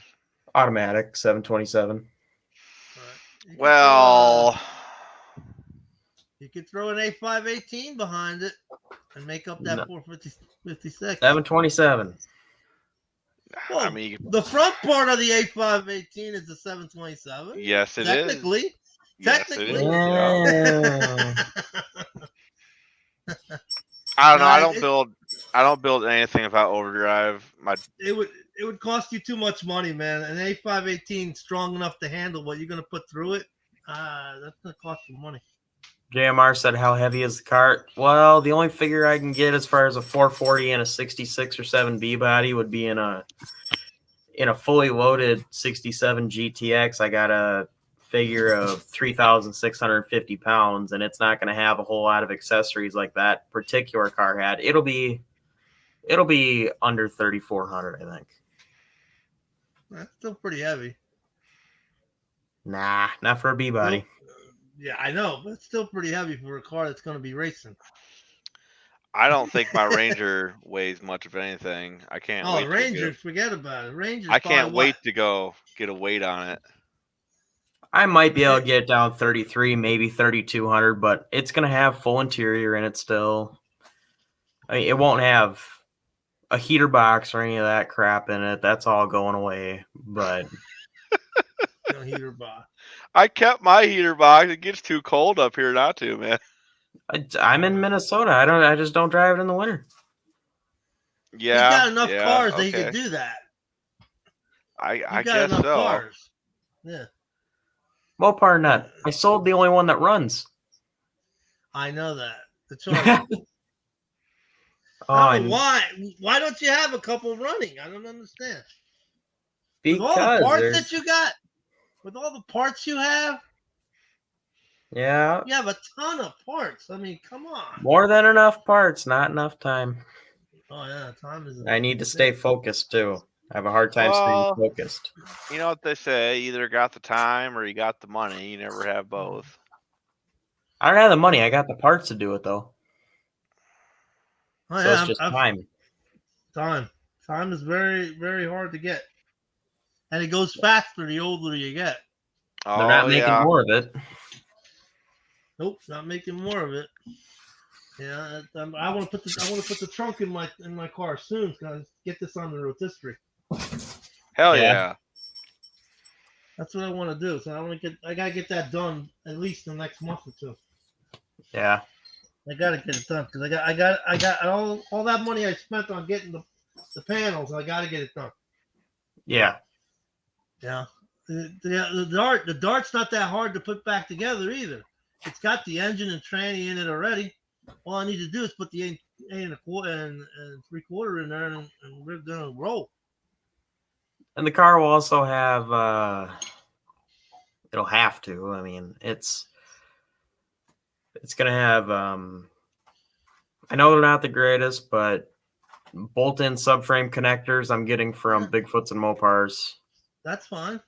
and super stock springs. I was checking out a site on a Mustang, and they were doing an X pattern on the subframe connectors. I'm thinking of designing one of those for my Dart. That'd be cool. Putting in the what we call the subframe connectors, and then welding in an X brace as well. How did you find yourself on a website that has anything to do with a Mustang? Dude, I work on everything. Everything if you see my channel, it says everything under the sun, because that's what I do. I work on everything, dude. Yeah, I'm not brands like I like them all. Oh, Like I love my everything. Mopars. They ain't nothing that's gonna get in front of my Mopar, but Every I got- manufacturer has a car that's I cool got somewhere. I got a Saab sitting out front right now that's going to the junkyard. Okay, Right. okay, but I'll work on I got anything. I got a 280Z I gotta get to work on at some point. What I should year? make- One day. It's 78, 77, somewhere around there. Cool. Still got the Yeah. little 6 in it. Yep. I'm gonna put a bigger 6 in it. Wow. 350 Chevy. No, I got a Vortec 4200. It's the newer GM straight 6. Oh, okay. People have been getting a lot of power out of them. I want to throw it in there. JMR, it's not a 67 GTX. That was just the weight comparison that I used. It's a 1966 Belvedere 2. It's in the So, same body. basically The body's same the thing. same. Yeah. It's the taillights and the grill and a couple trims. You know. Right. It's a package, because that's how Mopar was. Super B was a package. GTXs were a package. All right, Super B too. Oh, I could make a Super B clone out of the 71, but I'm not gonna. No, don't do that. I'll just leave it the way it is. I'm just gonna B5. I like that. as close as B5 as I can get. No, B7. You like B7? Yeah. I'm just gonna custom mix my own B5. I'm telling you, I'm just gonna take some acrylic. Put enamel. a little bit of. Yeah, don't talk about B5 too much, or else Jed will show up. You can't say it 3 times, right? B5, B5, B5. He's gonna pop in here and then he's gonna be like, "Who's talking about B5? They don't make the right B5." Just make the best you can. What the hell are you gonna do? Right. A lot of colors that you can't get. Some people use colors off of different cars, like the Viper Blue. They'll use the Viper Blue on it. No big deal. Hey man, you can't beat Grabber Blue in my opinion. Oh, I like Grabber Blue, but I don't like it because it's not a metallic color. I would put some metallic in it. Fair enough. Is that Ford color? Yeah. Yeah, I said. Mustang. Jed's here. He heard B5. Oh my god. That is fucked up. That is awesome. Oh, Jed, Lord. jump on up. That's He was great. listening. That's what it was. He was That listening. was awesome. All right, so what's the deal? What's the deal with that paint code? Someone explain it to me. There's some reason. Two Hex says different- B12 vitamins. There's different B5s. In one plant, the B5 was one color, and in another plant, the shade of B5 was different.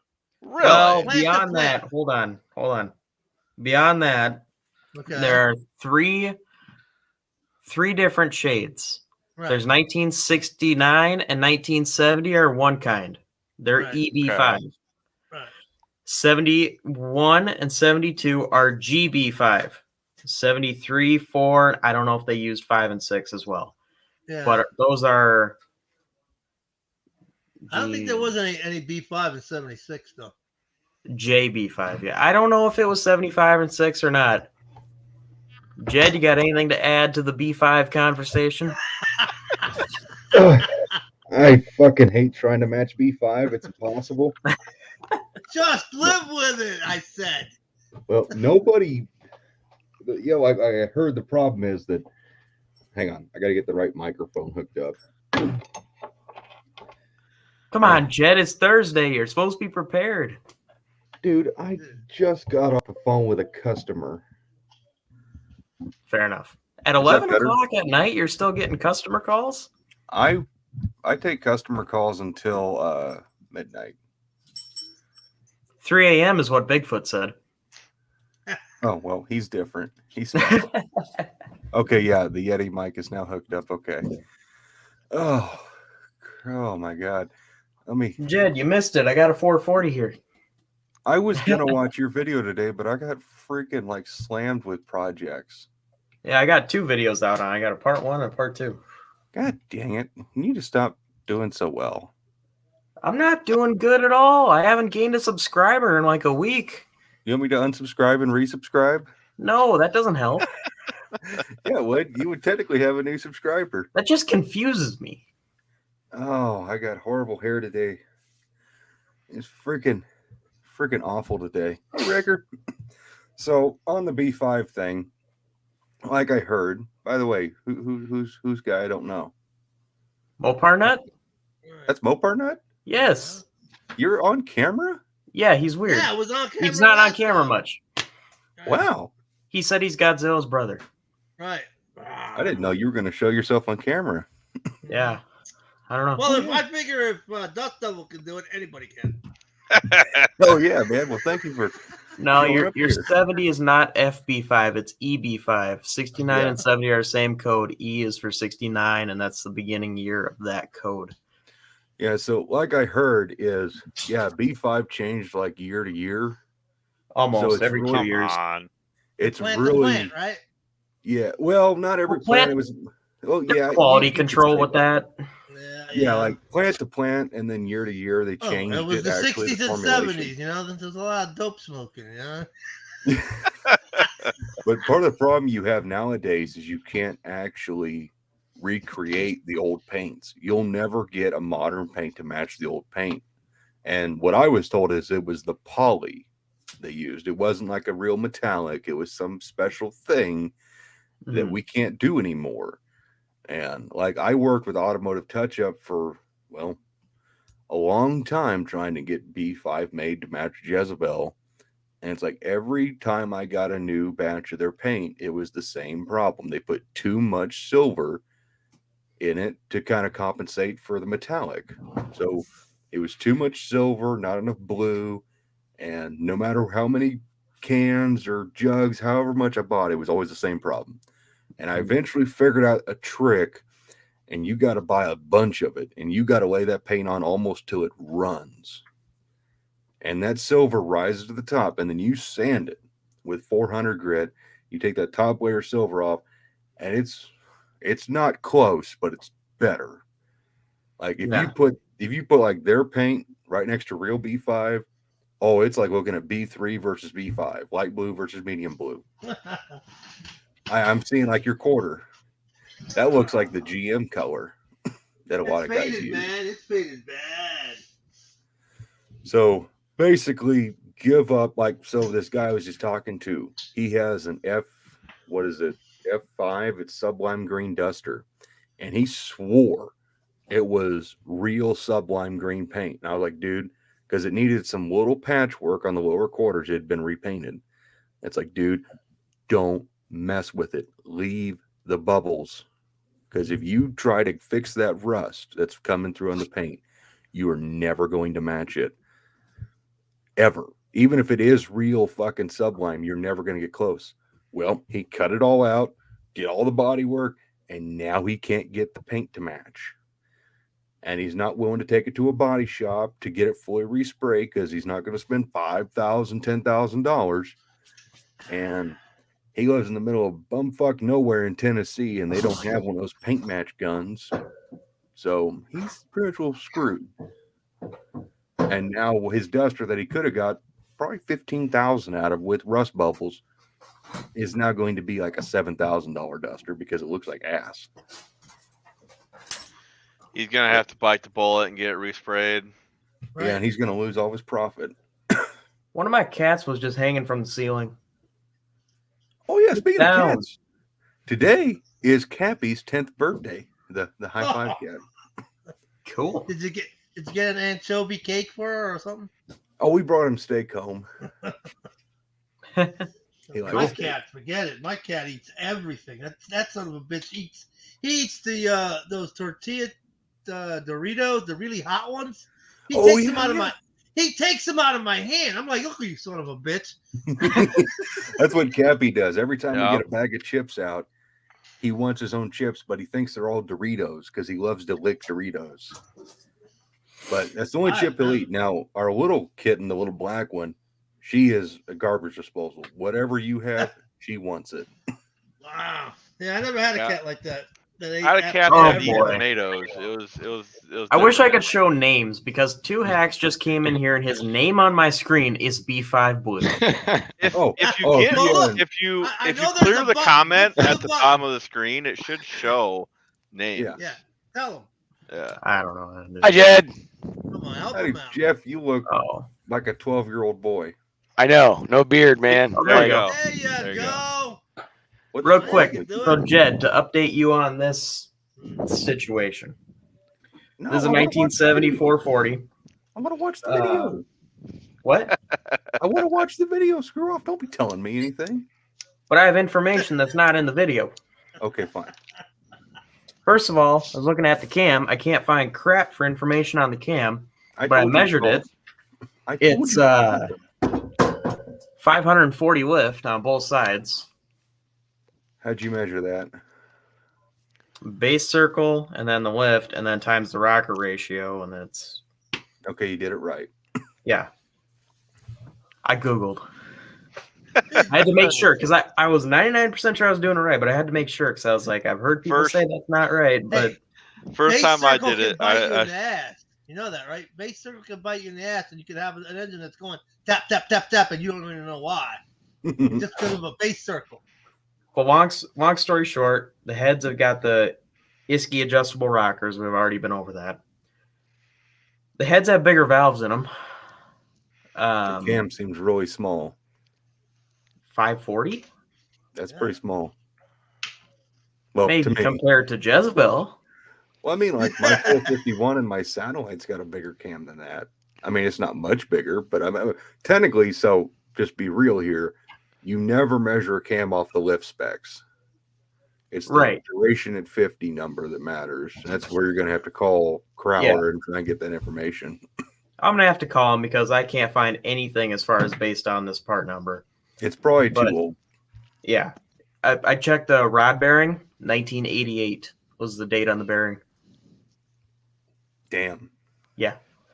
So, forged crank that's had a crap load of work done to it. Nice. Ridiculous amount of. Jed, check out that one throw that's got Yeah. like about Yeah, look at that. 6 holes. 6 I holes in see it. that. Yeah, they balanced the shit out of that thing and added a bunch of metal. And these are 6-pack rods, Yeah, and that have been radiused on the ends, and they have a lot of weight taken out of them. they look like they've had work done to them. Yeah, and all kinds of plugs and crap as far as weight. The whole bottom end is probably balanced just ridiculously well based on what I'm seeing, I would imagine. Yeah. And I pulled one of the rod caps and looked at the bearings and stuff, and it looks basically brand new. And it has 6-pack style pistons in it. So it's got the 4-valve relief. Yeah. Yep. The 2355s, TRWs, Yep. the old speed Yeah. pro. The heads have been cut at least 20, if not 30. Okay. The ports have been opened up. I don't know to what extent, but like I was saying, the bigger valves, they're the two. They're the- 214. Yeah, 214 181s. That's what you do on a iron head. That's the best you can do on them. Yeah, and they look really nice. And I think the block was decked a little bit. Mo Parnett was saying that a lot of the holes had very small, like chamfers on the edges. Not enough chamfer, yeah. Yeah, Yeah, there's no chamfer, pretty much. Wow. it's probably been decked, just been trued up. Well, I mean, if there's even 10 or 20 taken off the deck, and there's 20 or 30 taken off the head, this thing is probably 10 and a half at least. I would imagine. I'm curious when you put the intake on if that's going to work out. It should. Yeah, I If don't they think milled uh, both sides, yeah. Well, they milled the intake too. I could see the milling marks on the intake side of it too. So they made it true enough to match. And no, it's not getting a tunnel ram back on it. Had a tunnel I ram think back. every build moving forward I do is going to have a tunnel ram. I'm not just being facetious. I'm like Yeah, tunnel ram's doing this cool, one. It's for environmental reasons. It had Ryan, a did you dual switch four tunnel teams ram on us? on it at one time, Jed. Are you switching teams on us? No. Not saying there's anything wrong with that, but who in their right freaking mind doesn't put a tunnel ram on their badass big block? Yeah, Big yeah. valve, little Because I valve. didn't want carburetors sitting through the hood. Man, And that's But didn't you fine. say you're putting a hole in the hood? Yeah, I'm putting a hole in the hood anyways, but that's for a super stock scoop. That's not for a tunnel ram. Okay. How does the tunnel ram work out in the range? Hey, Backwoods Performance is in here. Hey, Brian. hey Brian, Brian? did you get my not normal Brian? Brian, did you get my text? I sent you a text on carburetors. I can't remember if you did or not.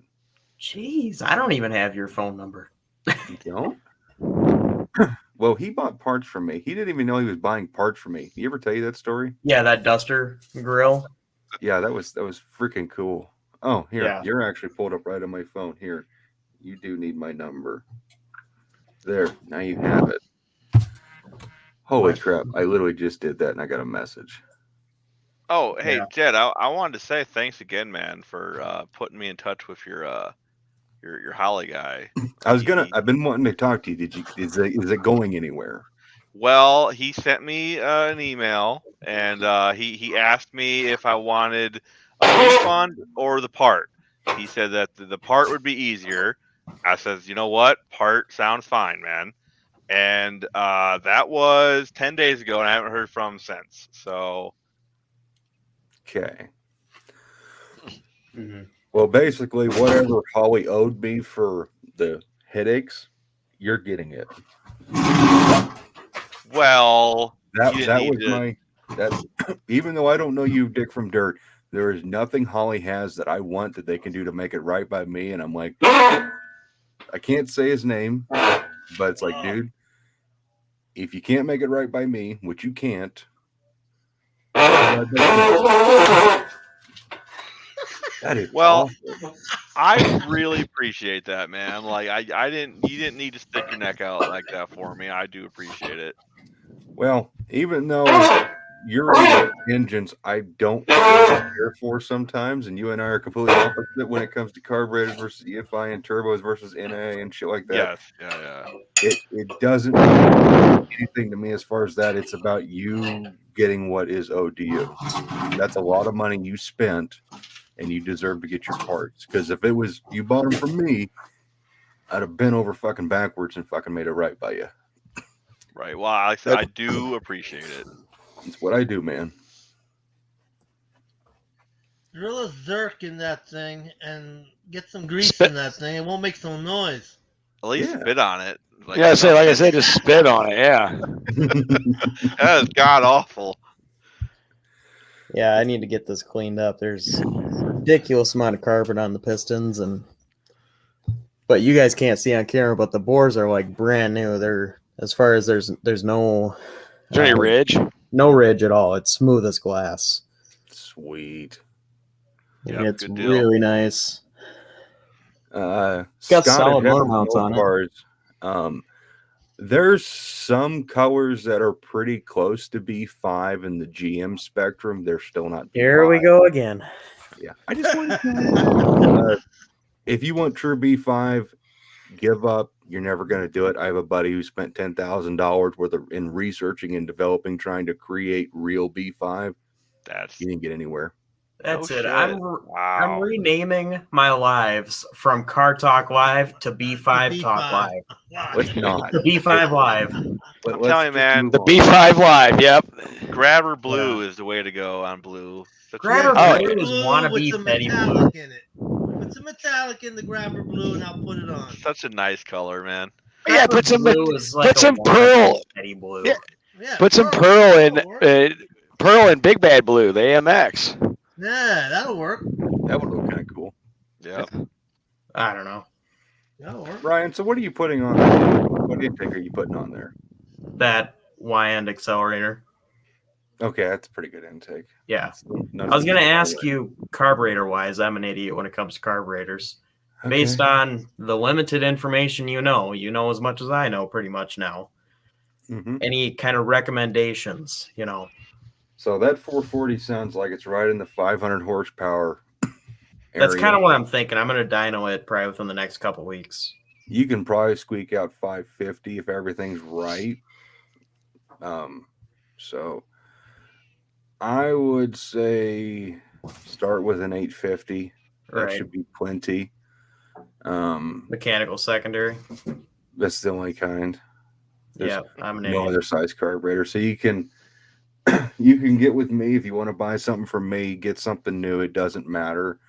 My last nice 850 is probably going to go to Brian unless he decides he doesn't want it. I will also inform you that the price of carburetor cores is like the price of chargers right now. Really? Yeah, it's high. It's very high. Like I had to price out. Well, hang on. I'll just right here. In case Brian didn't get my text, which he did, but in case he didn't. Oh shit, where is it? Oh, Kidding when I say text this, him. you're telling me I should use my 850 thermoquad? Sorry, Brian. I did not send you a text actually. So it's because I already talked to you. You know what you're paying. So his 850, just because he is who he is, it's like, well, I'll cut you a deal at 250. It's a really nice core, but if parts are missing, parts are missing. I haven't gone through it. I bought it at Indy. It was all apart. I put it back together, but it's clean. Is that the carburetor I stole for you? No. I'm just kidding. No. Yeah, But like my buddy Marty, he wants a 750, and I've got one with 4-corner idle and mechanical choke. And I told him that's a $300 core because 4-corner idle. And that's with an intact choke too. I told him the other one has no choke, but the horn is intact, so you can put a choke back on it. And it's 2-corner idle. I told him it's $275. What about the 3-barrel? A 3-barrel? Yeah. I'm not. Yeah, sure. you know what I'm talking about. Oh wait, which 3-barrel are you talking about? One you showed me, the Holly, the old school one you had. Oh, one of my 3-barrels. Yes. I have 4 of them. What, do you really want a 3-barrel? So Not if you right put now. 4 I got too many. barrels I got on too something, much. is that a 12-pack? It's a cool carburetor, man. It is just wicked cool. Hang on, let me. All right, so we're talking about all this carburetors. All right, I got a carburetor question. Has Yeah, anybody ever I'm gonna messed go with get a one of them 3-barrel. inline 4 Ford carburetors? Oh, you talking about? Is it a Weber style? What I- was I that? know No, it was Autolite. It was Autolite. Autolite Autolite, inline yeah. 4. Yeah, it's an inline 4 carburetor. Like them, that is the coolest goddamn carburetor I've ever seen. Have in you my seen the life. price on that stuff? And Yeah, the intake they're like manifolds for that? $2,000 Yeah. just for the carb. It is nutty. The inline But they Autolites are neat. They are the coolest carb I've ever seen. Like, Yeah. if I was gonna do a carb build, I'd want one of them. And I've seen one guy had he had 2 of them. So Oh man. like one for each cylinder, and I was like, this is the sickest thing I've ever seen. I tell you what's cool, Ken, because I know you like the inline 6 stuff. Ooh, look at that. There we go.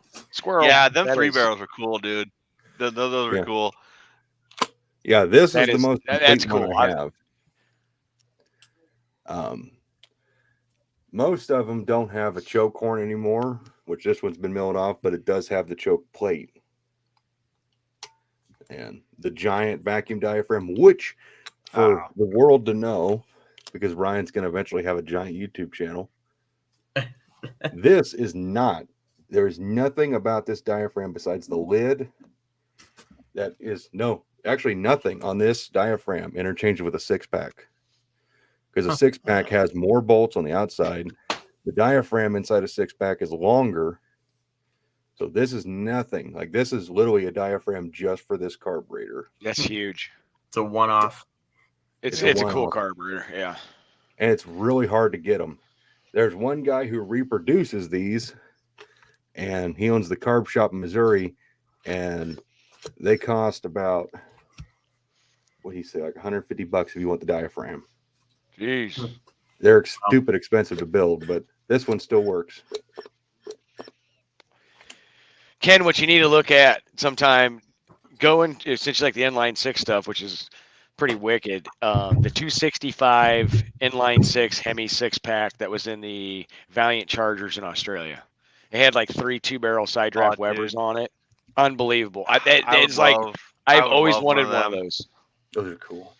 Yeah. Yep, I seen. I was on Facebook. Some guy in Australia was just putting around town, and he had his all souped up. It was nice. They're cool.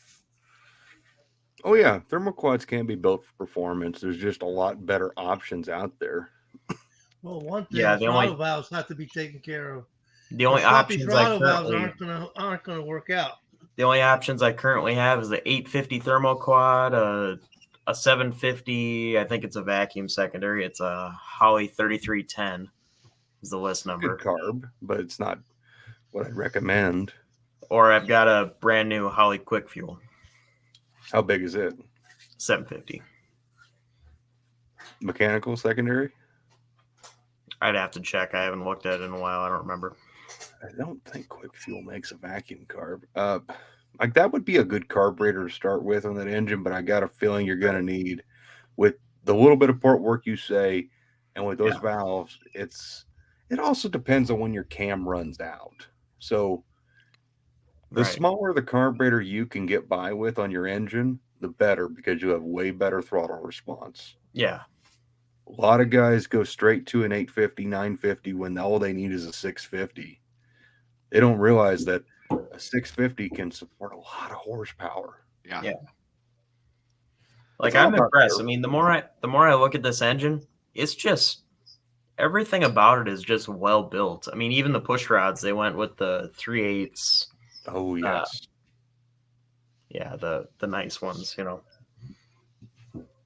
They're nice parts all the way around.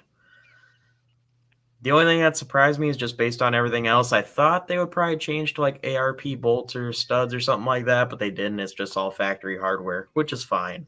Probably I the mean, you age. could always put ARP head bolts in it, just don't go to studs. Right. You don't But need it's studs. got new studs on the rods. That's good. So, That's always a good thing to do. and they're, you know, I've heard so many things back and forth about those 6-pack rods. They're unnecessarily heavy. Like Yeah, you those really ones have don't been need 'em. those ones It have just been worked won't- a little bit. It just won't thankfully. rev as fast as if it was an LY. And an LY rod is plenty strong. Yeah, LY is really strong as well. I've But- heard of HB people would running be even better. LYs. I've heard of people running LY rods up to 600 horsepower, but I don't know if that's true or not. I don't know if I would quite do that. It also depends on the RPM you're going. Like we Right. went ahead and we like 340 rods pretty stout, but Yeah. we went ahead, ditched my 340 rods and went to an I-beam Mhm. just because of the Okay. RPM we want to push it to. Yeah, I've got small block Eagle rods if anybody needs them. You ain't sold those yet? Ooh, how much you asking for on those? They're up brand new for like $400. I'd sell them for $300, maybe a little less. I'll get a hold of you. Yeah. I'll have to double check on them, make sure that they weren't screwed with, because on the box, and maybe somebody can just answer this for me. On the box, it says that it also worked for a 3.9 V6. Isn't that a 318 with 2 cylinders cut off? Yeah. I think so. Yeah. I think so. Yes, Yeah. it is. So I would think that 3.9 the is- rods are yeah. the same. I mean, there's 8 rods in there, but Right. You know, somebody you need somebody 6. originally was going to use them for a 3.9 V6 and have 2 extras. Exactly. Who the hell would put fucking good rods in it? I don't know. Somebody with a very odd build. Hey, who's the guy that's building the little GM V6 for? LB's little shop. Oh, that Right. 2.8. He's building the old 2.8. Yeah. Okay, there you go. So who the I hell don't would know. do it, right? Dude, if he was building a 3.4, I'd feel way better about it. But Well, you know what's cool about those 2.8s? The only reason I know a little bit about them, my buddy's first vehicle was like a early Pontiac 80s. 6000? No, it was like an early 80s like S10, and it Yeah. was a manual transmission, had the 2.8, and I'm telling you, you had 1 trillion miles, and you could absolutely beat that thing into the ground, and it never failed. What Yeah, It were never the- failed. that was what my were the first vehicle. engines? What was the engine that was in those Dodge vans that everybody likes? 3.5, 3.0. I don't know, some turbocharged something or other. Oh yeah, I know. 2.2? Yeah. Yeah. Oh, that's a 4-cylinder. 2.2 is a 4-cylinder. People like Shows- pulling shows them how out much and I putting know. all the boost to them. Yeah, I've seen them before. I don't know Yeah. what they are, but yeah. But you're talking I mean, about those the ones that 2.8s were known for leaking real bad, but man, you could just destroy them. head Yeah, like I said, gaskets, head My gaskets. first car was an 88 S10, 2.8, 5-speed. Drove the piss out of it. Never let me down once. Yeah, my buddy, that thing went to the moon and back 100 times, and it just kept going. Yeah. I mean, so it's cool he's building it. Like, I can't wait to like see it. The car I drove through high school was actually a Dodge Stratus, as much fun as that was. Oh, But it was that's actually a it. good car, but it had that 2.4 4-cylinder. Wow. That thing actually just ran and kept on going and actually had a decent amount I of think power. the 3.5s in those, they had 3.5s and they sucked to get to the water pump. I'll Yeah. tell you that. Yeah. My first car I got, I turned 16 in 95. It was a 80-something Celica Supra GTS R or whatever. Had the 22 RE motor. It was in good shape, and I got it dirt cheap. It lasted not very long because I pretty much Dukes of Hazzard the thing on like a like I got a homemade ATV track, and man, then I got a truck after that. But I sent that thing flying. Mhm. Our tier, by the way, it's yahoo.com. I just didn't want to put .com in case links were disabled. I might have a early Hemi guy that can hook you up, buddy. Thumper's in the chat. Hello, Thumper. He is. Which reminds me, Brian, I need to text him. Old Kenneth Jack. Not Kenneth Jack. No? Billy Uh, Jack. The guy who bought Kenneth Jack out, actually. All right. Yeah, Jess Kessel. He's probably got whatever our tier needs. I don't know what Kenneth has left anymore. Yeah, I keep forgetting he got out. Well, he's not quite out, but Well, he- he likes He kept all the good stuff for himself. We know. Well, yeah.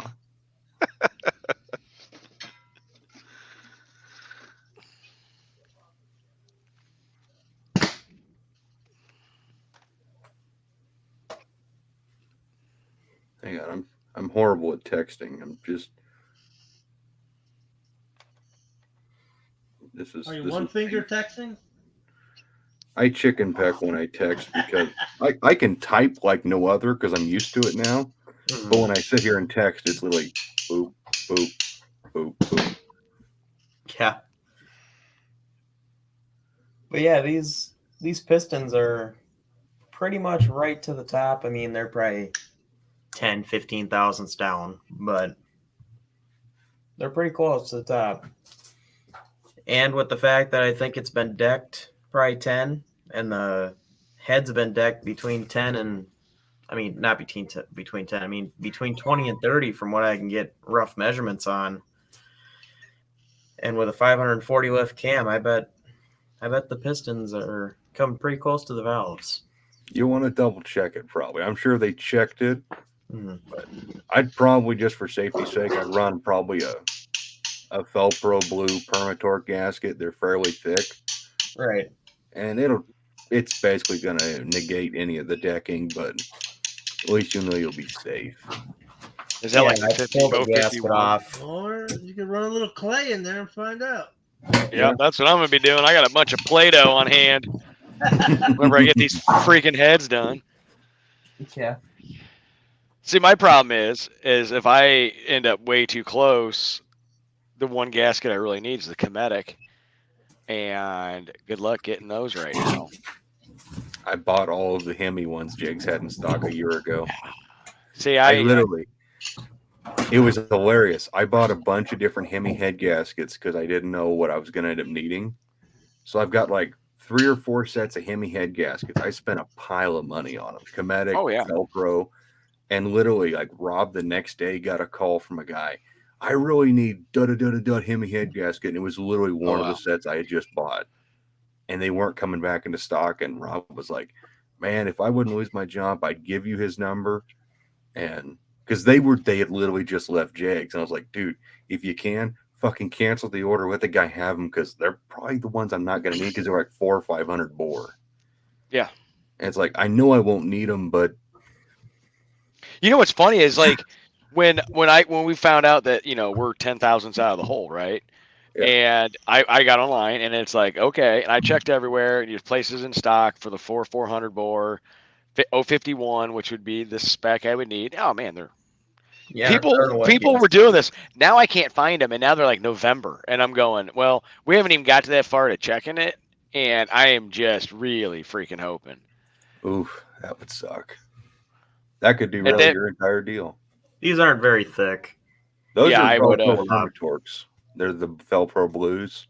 They got a bunch of blue stripes going through them. Yeah, those are the Velcro Torques. That's what I was saying to run. Yeah, they're like 40. At that point, yeah, Jed, that could be a real kick in the dick. Bunch of blue lines to rub off the surface of my head. Nah, man, you just get somebody glued them on too, and grab the old ones and just send. Why would they glue them on? I don't know. They had this glue stuff that they put in some of the sides, and I'm like, I don't know what the heck they're doing. You don't put anything. It's either that or you open up the valve reliefs a little bit more. The only ones you do is you coat the copper ones and the steel shim. Yeah, okay. They coat them, but not. They're using not the other ones. It's like this gray stuff, whatever that gray stuff is. I don't know. They're trying to steal the water out, maybe.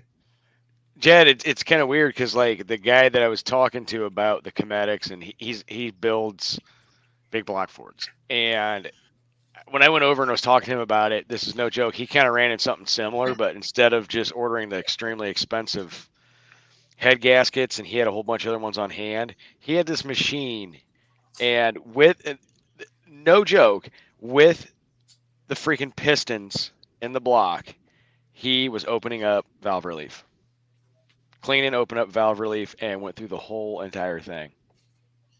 Oh. Jeez. Must have been some sort of a fly cutter. Yeah, it was a fly cutter, and I've he was telling me he was getting a new bit. Cutters. The bit was expensive, but I mean, it was. I sat there and watched him for a little bit, and he's taking off a little bit, and he's measuring, taking off a little bit, and once he had it down, he was just going to each cylinder doing the same thing, and that's what he had it down. About. You had me freaking confused. Yeah, you just had to say fly cut. I know what that is. Yeah. Yeah. It's just a disc with a carbide bit that goes cool. offset. Yeah. Get this block degreased. It was pretty cool. So that would be my only. That's what I would do. I mean, I don't think the guy would charge me. It would just be probably buying him a bunch of beer and stuff like that, and have him drink it after he's done. But yeah, there you go. Yeah. By the way, Jeff. Yeah. I really liked your video about the Norms collection. Yeah. But I'm going to say this: you suck. That sped up footage was impossible. Like, I literally sat here and I was just holding my keyboard, which stutters the video. Yeah. And it was still too fast. I was sitting there trying to just. So here's the whole thing. I got there the day when stuff was coming in for the swap, and I didn't have time. And I had spent so much time talking to some friends, and I'm like, oh shit, And plus, it was kid in a candy store, man. Oh, look at this, and it just like set the phone down. Yeah, the funny body was so cool. It's coming to my house tomorrow. And this windage tray I got that was in this. It was a really nice windage tray. Was that the Cordova funny car body? Yeah. I'm getting that tomorrow. That's cool. That's cool. It's really rough. Cool. Really, really rough. I don't even know if it's 100% salvageable, but But it's all know. fiberglass, right? yeah. It's salvageable. And you know the Fiberglass? whole goal, and I'm gonna make a video on this. The whole goal is he's got the van, and I've got a 440 from him that I'm gonna build. It's gonna go in that van, and he wants to find a vintage trailer with wheels that match that, and he's got one of Don Schumacher's early 70s funny car chassis and shit bodies. It was sitting in a garage in Chicago, and just redo the chassis nice and just make it a roller and put that body on and have it, you know, on the back of that trailer. Oh, do the body up, man. Do the Yeah. fiberglass on it. Yep. Repaint it. Even if you have to hire somebody to paint the Charger name on it and all that, that'd be great. The actual paint wouldn't be bad. There's some stuff on there that would be hard to recreate in some ways. I know a guy that would say he'd be willing to do it. The price he threw out there, it's just ridiculous. But Oh, it's a you know, lot of work. I saw the shit that body's in. Yeah. That would be an expensive endeavor to bring it back to good life. Yeah, but As long as it's not delaminating too bad, it won't be too hard to. Well, it would. Okay, so it is rough. There's areas that are broken that are going to need to be fixed. What really effed it up? Two things. After Kenny had it and it went through whoever's hands, it was on a sand rail, funny, back in the late 70s, early 80s, something. And then it sat in a. I found it. It was in a barn and in Nebraska. A guy that had an absolutely large amount of funny car bodies just hanging in old grain silos and shit. Wow. That's crazy. And I had a chance to get it. It got bought out from underneath me. And this is probably 12, 13 years ago. And it ended up back with a group of people we were associated with. The guy didn't want it. Somebody got it for free. And then my buddy Eric and I heard about it. And it was like, yeah, we got to get that. And so we didn't pay hardly shit for it. And then he grabbed it, and it's been sitting up at that dealership since. I would love to It's see just that gonna- in motion, man. I know that's kind of like the whole thing is like right now, like it's obviously building cars for the No Name Nationals, but you know I'll do a video like getting it here and explaining it, and but that's going to be you know a long term. I'm still waiting for one in 125 scale. Okay. So Still you'll haven't- never.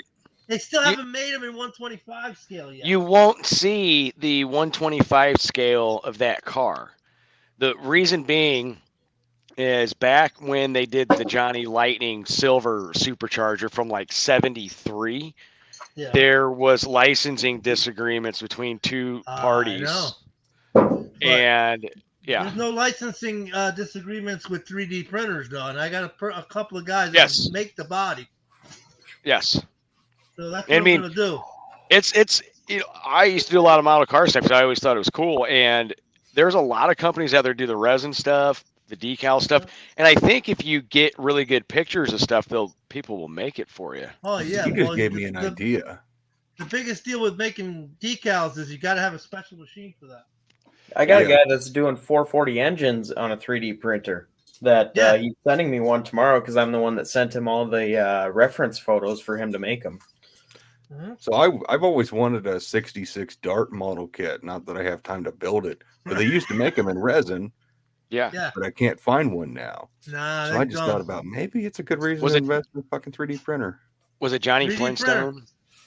I don't remember who it was who was I making mean, them. Fred, Jimmy Flintstone, right? Jimmy, Say Jimmy? Jimmy? or Johnny Flintstone, something like No, that. it's Jimmy. Jimmy Flintstone. Jimmy? Yeah. He still makes a lot of stuff, but a lot of stuff got discontinued. This pickup tube has Back- writing on it. I don't know what it Backwoods fiberglass equals Bondo repairs. Yeah, it's gonna be. I'll get much better, and when I make the video and I get Resin. it here. It's gonna be I'll- resin and fiberglass mat. That's what you're gonna be doing. Yeah. Lots of that. I mean, you can get the short Oh, I and long love hair resin. fiberglass Bondo filler. Yeah. It works yeah, pretty good. yeah. That's what I use. built over As them long in as it holds, I mean, it's never going to be a runner. We know that. Like, there's You're no gonna have money to to put- do that. whatever repairs, you're gonna have to add tabs and to straighten the body up. You're gonna have to do that. Oh, it's floppy, and I have a really distinct feeling it's going to be one hell of an effort to get this thing out of this trailer and into my garage. And my I wife's know. not happy either because I had the T-Bird in the garage and all winter and all that, so she gets parking there. And she came home and saw there was no car in the garage, and she said, "Oh yeah, I can park in the garage." And I said, "Well, there's a funny car coming here tomorrow." And sorry, Oh, wait till you got all that fiberglass dust all over the place. Wait, just wait. yeah. Oh yeah, that's fun. That's fun. Itchy. Mhm. You know what's funny is everybody says fiberglass is itchy. It doesn't make me itchy. Me neither. You're Me lucky. neither. That's good. Baby That's powder. good. Put baby powder on it. It stops the itches. I don't have baby powder. Well, they don't So sell the baby powder anymore anyway. Thumper said he made the hood that is currently on the 68 Le Mans. Thumper, you need to email me later on or tomorrow because I might be hitting you up on some stuff on that. I don't have a whole lot of experience with fiberglass, and I decided to take on this because it's fucking cool. It Well, is. There the whole front clip of the Cordovas is fiberglass. Well, whole the front, clip. yeah, of yeah. The real Cordova is all fiberglass. So if you crack that, I've repaired them several times. And you know what's really sad is I knew a guy that was an NHRA safety safari guy, one of their main gurus in the heyday, and he also did a lot of funny car stuff back then. And he was one that when, let's say, the difference between a 71 and a 72 was just the front nose. He was one that would cut and graft on the new nose, so they didn't have to get a whole new body. And I actually had a couple of the Valiants, couple of things, but I actually did have new in box a Cordova front nose. Oh, that'd be cool. And I never. Hey, yeah. fellas, my internet's acting up. It's almost 1 o'clock. I'm gonna get out of here. So Yeah, I am. y'all have- I am too, because it's late here too, and I'm exhausted. You guys are Yeah. lame. So, But good talking to you guys as usual. I'll be back, Yeah. Ryan, for another live when I see you on, man. Yeah, sure. No problem. Welcome. you guys have a anytime. good night. Yeah. Later, fellas. Yeah. And then there was 3. I'm Yeah. rolling. I'm cold. I'm in the shed freezing to death. I'm gonna run it until 12 o'clock, which is in like 17 minutes. So What the heck, All right. guys? I was up until 3:30 this morning with Anna and Brian, and then Yeah. I got outside at like freaking 8 o'clock and worked on the van and worked on other projects that I can't say because YouTube is very anti that. What? Anti-fat? Did you say That. anti-fat? Oh, that. They're things from Russia that go kabang. that shoot projectiles. Really? I can't talk about them because YouTube hates that kind of stuff. Yeah, I noticed YouTube doesn't like a lot of things. A few comments that anytime I try to spell transmission, they go nuts. Yep. 'Cause the first part of it, and then they cut it off. I'm like, look, I'm trying to spell transmission. Shut up. she's fluffy. 2 thumbs up from me. Was it a tiger cat? No. Adorable. It's a little kitty too. Brian Hobbs. Would you look at that? Uh-oh. Holy crap. What's going on, fellas? Is this your YouTube live stream debut? I guess so. I brought by. It's always the first time. First Was time it for a flying everything. saucer? Yeah, Yeah, now you're gonna have first- to extend this thing. First time Yeah. for everything is right when I get off work. Oh, Bigfoot. Brian, if you Bigfoot get the said- 500, I think my 440's got something for you. What's that? I said, if you get the 500 and show up at No Name, I think my 440 might have you. I think you do have something for me. Yeah. So what am I gonna be doing? Not bringing the Supplying cat. all the Am I gonna be supplying all you guys with carburetors now? Looks like it. I thought that was the plan all along. I guess I can. I only have 37 Hollies in stock.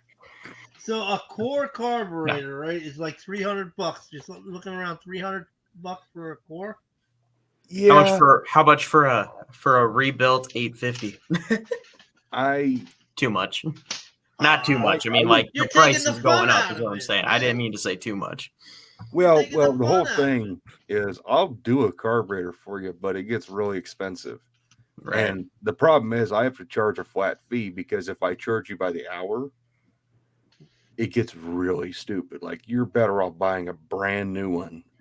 So I charge a flat fee. So I lose money in the rebuild service, which is not a big deal to me. I don't care. I don't really value my time that much. But I'm all about, I'd rather sell you a core and then you go watch my video or whoever's video and learn how to rebuild it. There's a 19-year-old kid not far from me who knew nothing about carburetors. And when he said he knew nothing, I didn't realize he meant literally nothing. Yeah.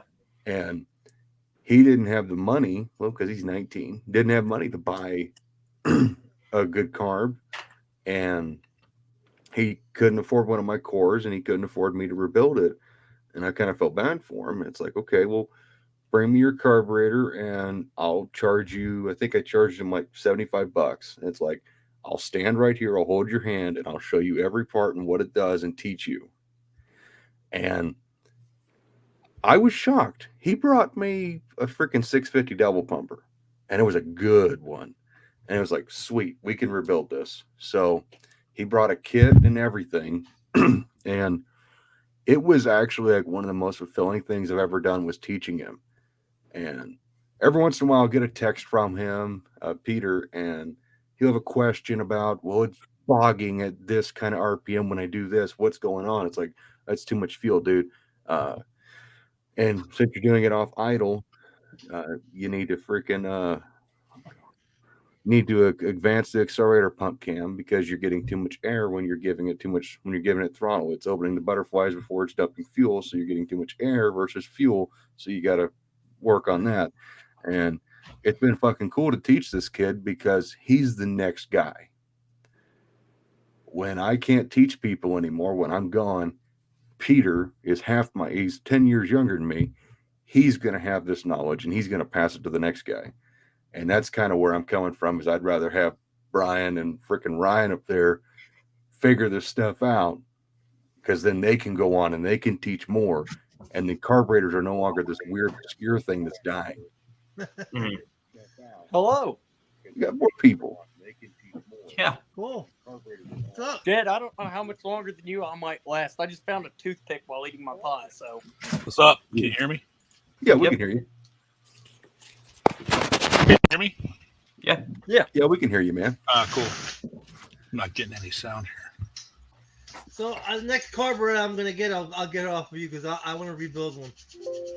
Well, yeah. Well, you're always in the videos, man. You've been in those comment sections longer than I can. I can rebuild the begin to think carburetor. about. I have no problem rebuilding the carburetor. So. In fact, I'd rather rebuild my own than just, And you want to get an old original one because you don't want to get one of those brand new ones with all that casting flash and terrible quality, right, Jed? Who you would call it? Mopar Joe.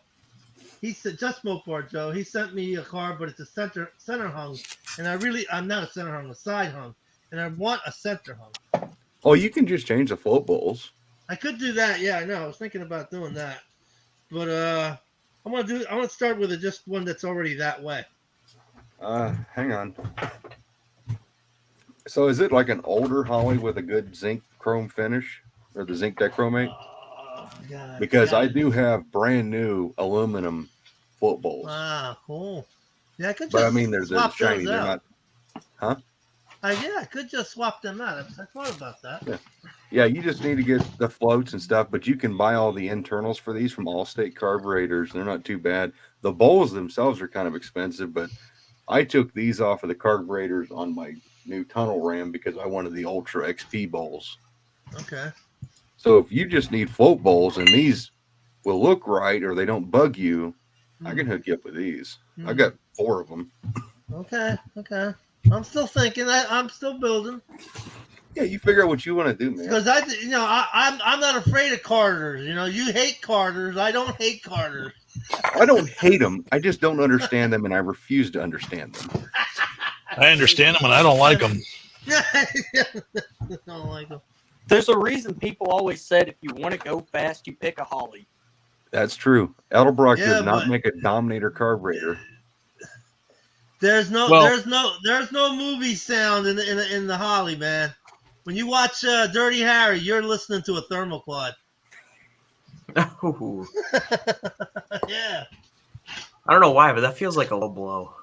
It's It not a does. blow. That one, That woof sound that when that engine goes, that's a thermoquad. Thermoquad's Thermoquad or a Q-Jet. Well, yeah, the Q-Jet's good too. I like the Q-Jet. I got one of those. Q-Jets. I do like my Q-Jets. I do admit that. You guys are over there Jet. talking about carburetors. I'm just sitting here cleaning a pickup tube. Well, when quadrojets are working right, they're really hard to beat. They're a fantastic carburetor. I got an old one too that's all mechanical. Yeah, I love my Q-Jets. None of that mixture solenoid, altitude bullshit that came out in the 80s. oh Lord, talking about those. My younger brother, he's got an 85 Diplomat. Right before we took it up to Indy, it had all of the lean burn stuff from the 80s still on. I watched There your was guys' video. That was a nightmare. There was Dude. only one engineer in the whole world that knew how to fix those. And he's dead. You're doing some good stuff, Brian. I still can't believe that last video you did or whatever. You didn't realize that when your buddy or whatever was picking up the rear end, there was like a 2-minute segment that the whole thing was in slow motion. Okay, so the Did you story watch that behind video, Jed?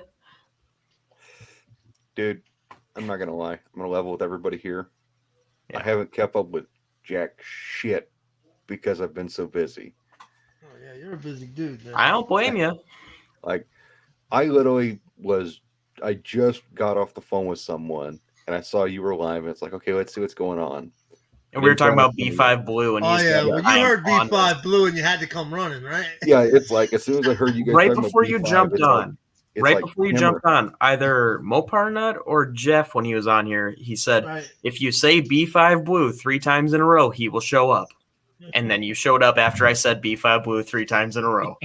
That's freaking hilarious. It was perfect timing. But Ryan, Yeah. to give some background context there, the rear end we've got under my car to get it we had under it to get it rolled to the body shop. We pulled it out of a Fury that was literally sunk in the mud. Yeah. And so it wasn't What year just mud. Fury? It was a 68. It was originally okay. a 383 4-speed car, yellow with Oh. white interior. All right, okay. There might be a sure grip in that rear end then. The With rear 4 end, speed?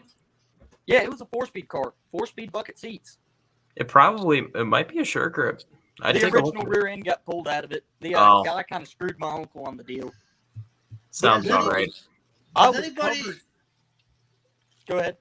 Has anybody ever come across a C-body rear end? I came across one in the junkyard, 1970. Okay, I got it for $25. Okay, and it has green bearings in it, green bearing style. At 1970, I don't understand if they existed back. Jed, my cat's hanging from the ceiling again. So nobody's seen that, right? I'm not sure about that.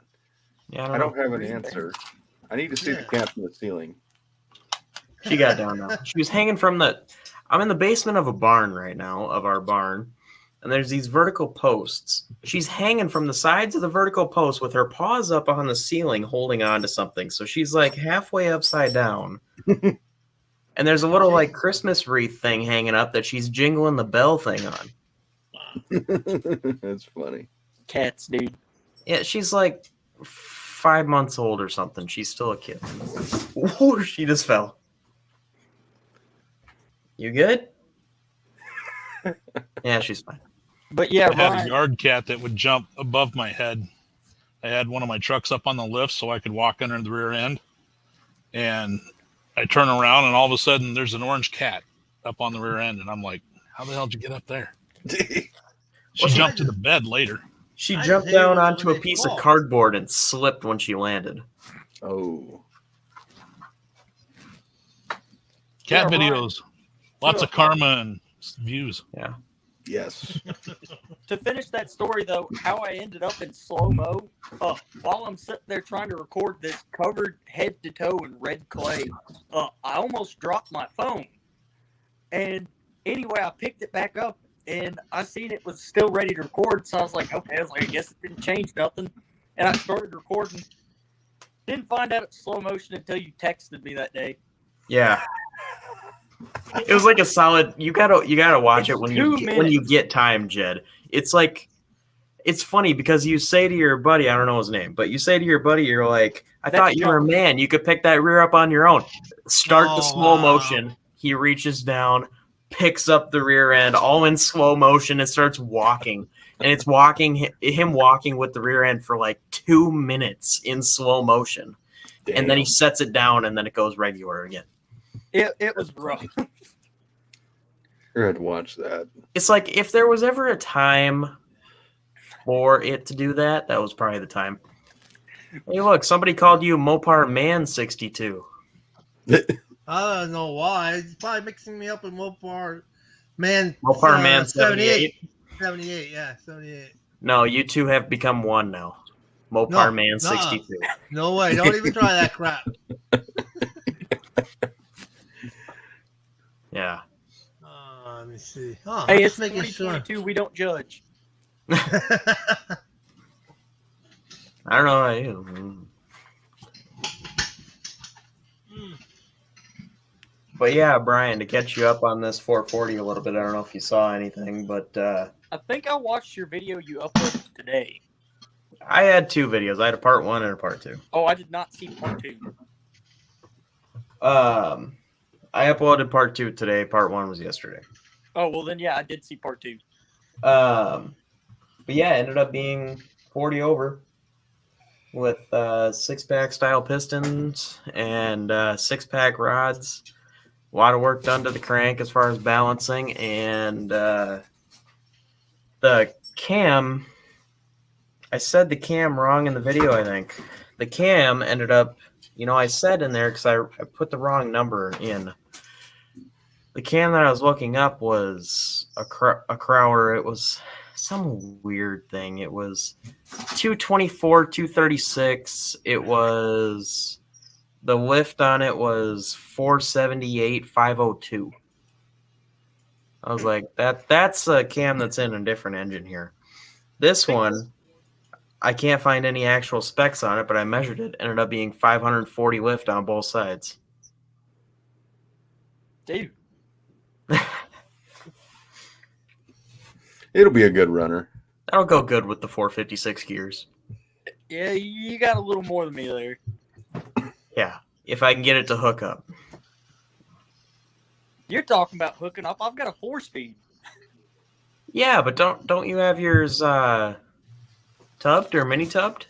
Yeah, it's only on 29 1250s. Yeah, I'm on 29 10.5s or something. 28 10.5s. Oh, I was about to say, you keeping it small tire? I'm keeping it as big a tire as I can fit under stock situations. Nah, dude, cut them out. Just no. Oh, man. No. That's sacrilege. You're speaking sacrilege to him now.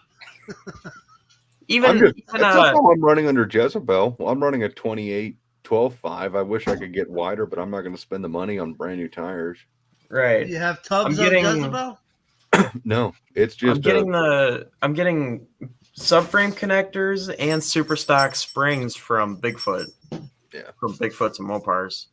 My car got subframe connectors back in, oh God, I think Dad bought the car in '93, and it was already tubbed. He had the frame tied. I know it had a Dana under it as well. Yeah, as of now, I have at No Name, I have 2 pending 3 races. So I have this many besides the ones I've already set up. But no, I gotta lose to Bigfoot, and I gotta lose to just Mopar Joe, just so I can beat Brian if he can make it. I was about to say that's if I make it to the 500. If you make it, you might just take Brian first. You gotta do 3 or 4 videos a week. If I were you, at your level, what I do, that's 3 or 4 videos a week. I barely have Failing. time for one video a week. 5 to 10, maybe 12-minute videos. It doesn't That's a a whole lot. lot matter what you do. Just do something. I didn't even do that many. Like when I was growing, when I started my deal, I was like one video a week. And Well, it's- I've never spent more than an hour on a video. So How long ago was that, Jed? so Make I a video every day. if Make a it's 5-minute possible. video every day. yeah, do Yeah. what Tony did in the beginning. Tony did like 2, 3, 4-minute videos like every day or every other day for a Well, you long time. That's what I did. You gotta They have don't even have to be car stuff. I mean, look at my channel. It's like all kinds of crazy shit. You never know. Talking gonna about say, not I spending Cats think- hanging more from than the an ceiling. hour on a video. I think the last video I did with my Ford truck, that was like 2 weeks worth of recording. so. As far as my channel, I started my channel in 2007, but automotive content didn't start until about 4 or 5 years ago. Like I didn't ever film building Jezebel. That was a Facebook photo album. Right. So the car was already done by the time it hit YouTube for the most part. The builds started with my Dart and Dad's car. I think the first real automotive content was building Dad's Hemi and then building his car, but the channel didn't actually start to spike and grow until we did the Yard Dart. Because all my stuff was already basically built.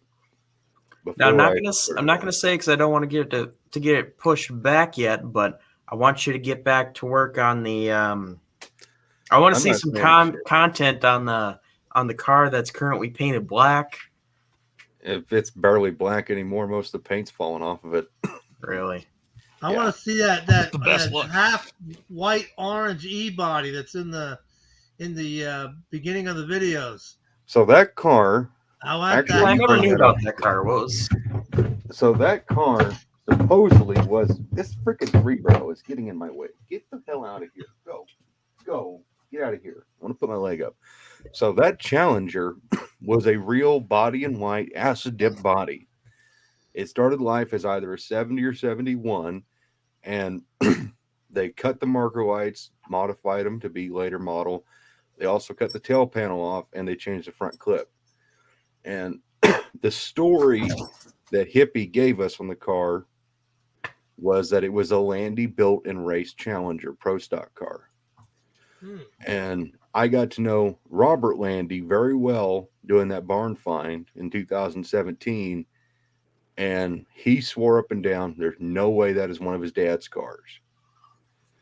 And he also said, even if it was, if the guy who owned the Horde, who bought everything from Hippie, was willing to pay the money and have the Landy family verify it, he said there was about a 5% chance they would verify it because there was nothing left of Landy except for the roof, because they had cut all the dash out of it, all the floors. They had just completely rigged the car up. I always thought the car was more of a soapy sales car looking at it.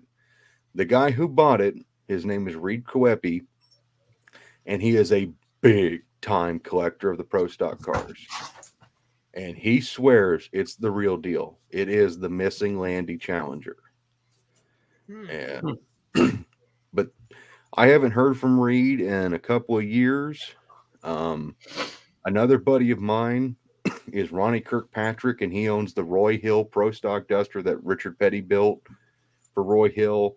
He owns the real Boss Hemi Cuda, not the clone that's been for sale. Doesn't he also own a 67X that was a race car? He used to own the fastback Barracuda that Sox and Martin ran. I'm also, let's see, he did a lot of work for the Motown Missile or Cuda with Mark Williamson. He also deals a lot in these old race cars, and he's pretty certain that is the real deal too. And he's got enough dual plug Hemis and stuff. They're going to get that car going someday, but I haven't heard from Reed in a long time. But that car, I haven't heard any updates on it. I don't know anything about it other than it is a real old body in white acid dip Chrysler factory deal. So And it was cool as shit. So real quick, not to get on to a different subject, but I'm done. Yeah. First of all, I'm probably cutting it in like 15 minutes. But real quick, Mopar Nut, I know you're not on Facebook. I assume the rest of you are. Is anybody? I don't know if you've caught wind. Somebody's making a big deal about the rapid transit system CUDA and that it's intellectual property and nobody could post pictures of it on the internet. Has anybody caught up on that crap? What's Okay, going on? so with that? I'll know go a ahead little and say this on that. As far as that's concerned, it comes down to who owns it. So the same Right. thing is actually about Landy. So say Ryan, if you were a huge Landy fan and you wanted to recreate a Landy car, so you bought, say, a 70 Charger and you painted exactly like Landy's 70 Charger, you are going to get sued by the Landy family. Really? Because they own that paint scheme, his name. You cannot legally do that because it is copyrighted, trademarked, all that shit. So and I'm not saying they would come out, but I know that Danette and Robert are very protective of their dad's legacy. So they don't want anybody trying to pass something off as their dad's, even if they aren't. Right. So I know guys who've recreated that paint scheme, but they do a different name, and that's fine. They have no problem with that. It's a tribute. But as far as putting his name on the car, you cannot. No. Not without their consent. So if there is any kind of intellectual property to those photos, the photos you can't really stop being circulated. Right. It's kind of the same thing with photographers like Ryan Brutt. He really hates it when people take his photos from Antique Archaeology and take them and share them and stuff without his permission and use them. Unfortunately, when it comes to that kind of stuff, you really can't stop it. You can't do too much.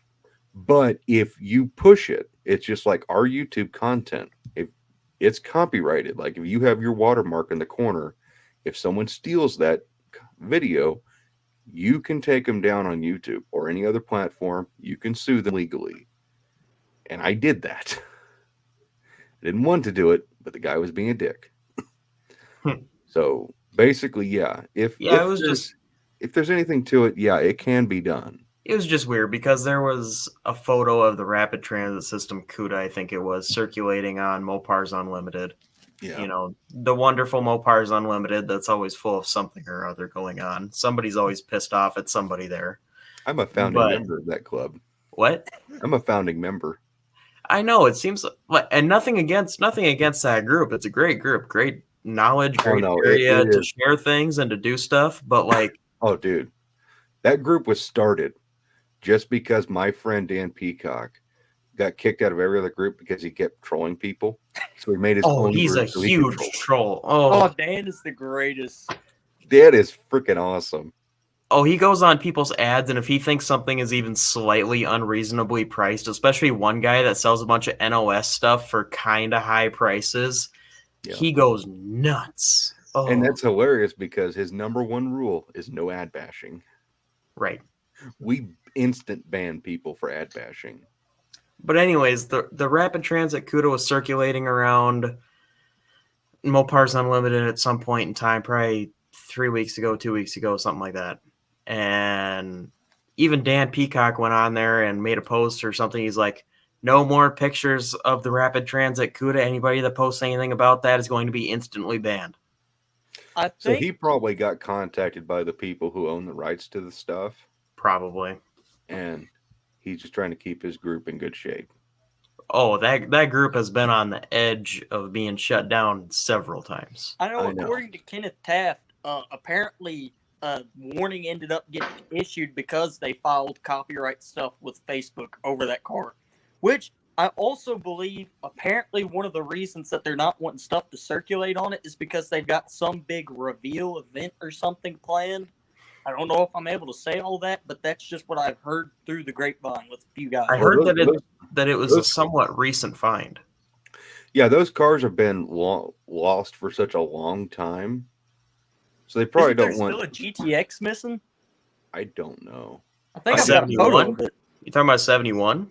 No, there's a yellow 70 GTX that's got rapid transit system painted on the side of it. It's got greater wheels. There's a 71 Roadrunner that's a pretty cool car. That's orange and white. I think what was the name of the guy that owned all those in that collection? The 2 Roadrunners and the Duster. Oh yeah, I know who Julian, you're dude? talking about. That bright Julian? green square headlight Duster. I mean, it's cool, but man, that thing looks weird. It's weird, yeah. You talk about Oh, the it's guy that weird. died. It has like It no was the grill. 70s, dude. It has like no grill. Yeah, it's weird. Oh, Mopar Nut, you did ask if Jezebel was tubbed. Right. Yeah, the answer is It's no. not. It's actually stock wheel tubs. I just have a 3 or 3.5 inch narrow Dana under the car from Strange. Yeah, I know The they did Chargers that. have huge wheel I- wells. Yeah. Yeah, My that's what I back like tire, about them. my back tires are literally this close to the leaf springs. When I talk about something with a huge wheel well, it's sitting right behind Mopar Nut. Yes. Yeah, Yes. that 71 has got a huge wheel. Yeah. That I'll 73 put a that tire on 73 Charger that I used to have that is sold a few weeks ago. I don't know if anybody caught up with that car, but I remember that car. I fit 315 60-15 tires on that. I might have to buy some. On a 10-inch. Well, you probably, I don't know if you'll fit it on a 71. The leaf springs are No, about I got a quarter inch. 74. I got a 74. Oh, I thought it was I 71. got three 74s actually, but yeah. Yeah, 74 is the only year of Charger that we haven't had. Well, we haven't had a 71. I'm talking I about the know. 3rd gen, not talking about anything else. Didn't you cut up a 71? I cut up a 72. Oh, that was the 72. Okay. I also cut up a 70 Duster and smiled the whole time. Oh, I I know. really You, one of those you just over. hate those A bodies, don't you? They're okay. This one was a former drag car, lemon twist yellow car. Ah, Why do you Yeah, have a Brian problem with left. Dusters? It was rolled. That's No, okay. fine. It was Bash it wrecked. back out and drive it. It was a 318 car originally, but it had the 340 Duster written all over it, all the decals. I should have had video of that. yeah, that would have been nice. It had an A body 8 3/4 in it. Sold that for good money. Yeah, those are expensive. Yeah. V8 K member. I Oh, so ran into Ryan. something interesting about a year back. My uncle, who I did the video on his parts yard, he ended up with an A-body Dana. That's What? rare. The That's sad weird. part is somebody chopped it down even further and put it under another drag car. That's ridiculous. Yeah. Ah, It hurts. Oh, and It- that rear end had I don't remember. The guy said it had 410s in it. I don't remember if we checked and it did, but I wish I still had them if it did. I pulled the rear end out of a 72 Satellite that we sold 2 weeks ago or something, and the center chunk I pulled out. The guy said, "Oh yeah, it's a 410," and it matched the rest of the car. I was like, "Oh okay, well it's a 410, cool." I pulled it out. It's a 355 that just somebody welded up. I'm Ooh. like, okay. My uncle had a Max Wedge car. It turned out it was a one-of-one car. Unfortunately, it burnt up in a fire. But back in its heyday of racing, somebody did the old Lincoln locker on it. Yeah. It was It works. It was a Max Wedge 3-speed car that came with a radio and a heater. That's really weird. So Yeah. actually, so you think the 3-speed is weird? It's actually not. So the 62 and 3 Max Wedge cars didn't have 4-speeds yet. Right. Yeah, they had the T85 3-speed. It was the Those predecessor were to the Borg Warners, 833. weren't they? No. It's a T85. It's not a Borg Warner trans. The Borg Warner is the 1-year only Mopar 4-speed. That was the 4-speed you could get in a normal car, but it wasn't strong enough for the Max Wedges.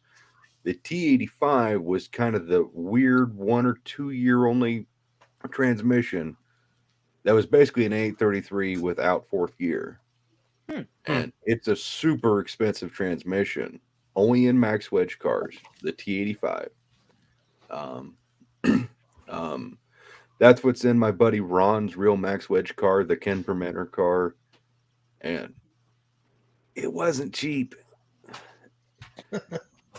I mean, if I was going to play with a real Max Wedge car, I would have left. It had an 18 spline in it. I would have probably just left that in there. Well, Jed, here's the thing. It not being cheap, that's like saying Henny and cheap in the same sentence, too. That's true. Yeah, real max. Nothing's stuff. getting all Mopar is not getting cheap. Nothing's getting cheap in Mopar world. Yeah. Nothing. I mean, even Holley carburetors, unfortunately. Sorry, Brian. I don't want to admit what I gave for my 4-speed at the last swap meet. I do a bunch of trading, so I think I've Joe got- was getting an 833 with the bell housing. I don't think they're looking for about $600-700, but I've got 3 833s laying out in the garage right now, and I've also got a chance to pick up an 18 spawn Hemi one that apparently I can't remember what the internals were done, but apparently it was turned into a clutchless 4-speed. it's been face plated. I know somebody had sunk some money into it. Yeah, you face plate it. You basically make it a straight drive gear system. It's a drag race only deal when they do that. Yeah, you just yank the lever and it shifts. The So don't dogs, try and put it on the the street. dogs just jam their way in there. Yeah, you can't downshift in the damn thing. So, yeah. That defeats what I need for. Yeah. Well, just what Dan Brewer told me is don't drag race an 18 spline. You're not gaining any kind of real strength from the damn thing. It just makes it more expensive when you break it. I just got 2 of those. 18 splines. 23 wish I would've spawns are listened cheap to to him. blow up. What, Jed? Huh? What'd you say? Oh, I just said I wish I would have listened to Dan Brewer because Oh, 23 splines are cheaper to buy and replace when you break them.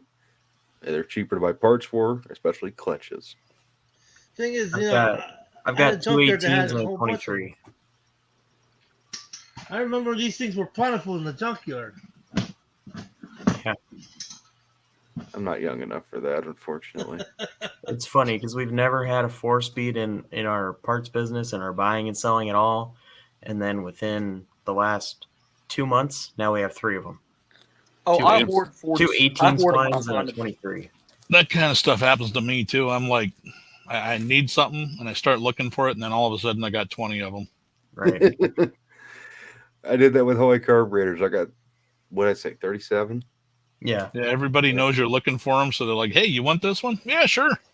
Well, and I need to actually pay the guy, but kind of just Mopar Joe's way of getting back into my good graces after he failed to adhere to my my ask and plea of my friends of reaching out to me first before you want to call me out. By the way, there's a whole freaking drama nest behind that I'm not even going to get into. Not holding it against him, but it's like there's a guy not far from him who won't ship it, but he's got a real Barry Grant Holley carburetor, and it has all the replaceable Venturis for it, so you can make it into a 625 all the way to an 825. Isn't that something you've been looking for a while? Yes. Yeah. And I got to pay the guy tonight, and hopefully Joe can go get it and ship it to me because I don't get why the guy won't ship the damn thing. It's a freaking carburetor. Throw in a box with some shipping bubble wrap. crap in the mail Make lately sure it's has been insured. the Make sure shipping. it's insured. I'll just tell you because I know everybody does stuff too, but like we ship 4, 5, 6, 7 boxes every single day. The prices of shipping is going way up. Oh, I know. And if you ship FedEx, which FedEx is better than UPS and better than the post office, in my opinion, everybody's different, but Nope. FedEx is the biggest pile of shit ever. FedEx has been terrible lately. They have FedEx lost. lost an AK-47. How did? Okay, Yeah. no comment. Why would you got- be shipping an AK-47? I was shipping it from Centerfire to my FFL, and they lost the thing. It took them 12 days. What kind of regs are on that sending a gun Yeah. through there like that? Yeah, it's like you just, and it's an AK pistol, and it's a milled receiver, so it's an expensive firearm. And it's like you realize, I called the place and I told them, and they contacted FedEx, and I called FedEx, and it's like, listen, you understand what you lost? And they go, what was in the package, sir? It's a fucking firearm. Mm-hmm. It's an AK-47, shoots 7.62 by 39, and it's a pistol. It's this big. Like, you want to talk about you just started a freaking mass murder if the wrong guy gets his hands on it? You Oh, just yeah. did it. Well, and beyond Find that, it's like Postal Service. the That's thing I that only use USPS. I will only use the post office. If someone wants something shipped specialty, UPS or FedEx, it's on your own. Well, when you Because sent Owen his 800, I was about to say, I think it was just through the post office. that's how I ship everything. I've had great luck with them. And even when one of my Ultra XPs got damaged, now it took 30 days to get the case resolved, but I got my money back. And actually, they, instead of taking the whole carburetor, they just took the damaged parts off the carburetor and let me keep the rest of it. well, and related to FedEx, the thing that's got me kind of pissed off is like, as an example, we sold a guy a 1968 Roadrunner grill. Those are Ooh. pretty hard to get. Yeah. The guy put his foot through the box. Right through the middle teeth of the grill were knocked out of it. If he God. still needs one, I know where one's sitting at. It's pristine condition. It's stored in the semi-trailer. I want one. How much? That's it. I can go talk to him. Sure. It's Is that your my uncle? He restored a Hemi Roadrunner with his son-in-law, which there's a whole backstory. It had a Hemi in it, and then he pulled it out and put it in a Sox and Martin built Challenger. And yeah.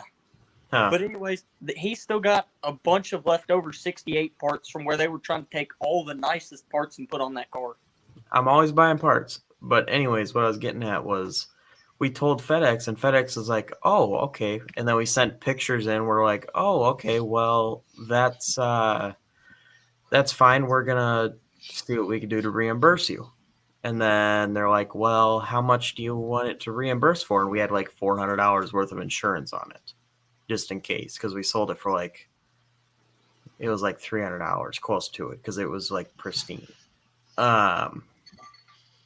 And they're like, well, sir, how do we know that it's worth that?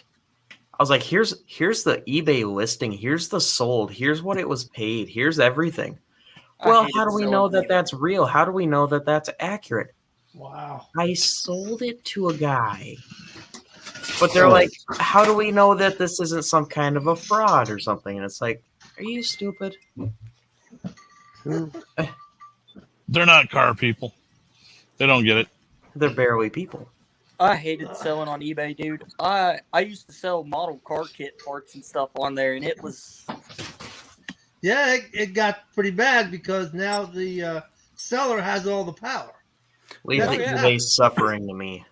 So hang on, I gotta say this. Artur, you seriously need to email me or find a way to get a hold of me. If I trusted chat, I put my phone number in there, but I'm not. It's just a little sketchy. So He get said a he hold did of while we were broadcasting. Yeah, I was gonna say, get a hold of me, dude, because I have real Dominator float bowls, which is basically just a regular 4150 float bowl, but it's got ambidextrous threads on either side. You can either buy those from Allstate, or I've got a couple of extras. I'll hook you up.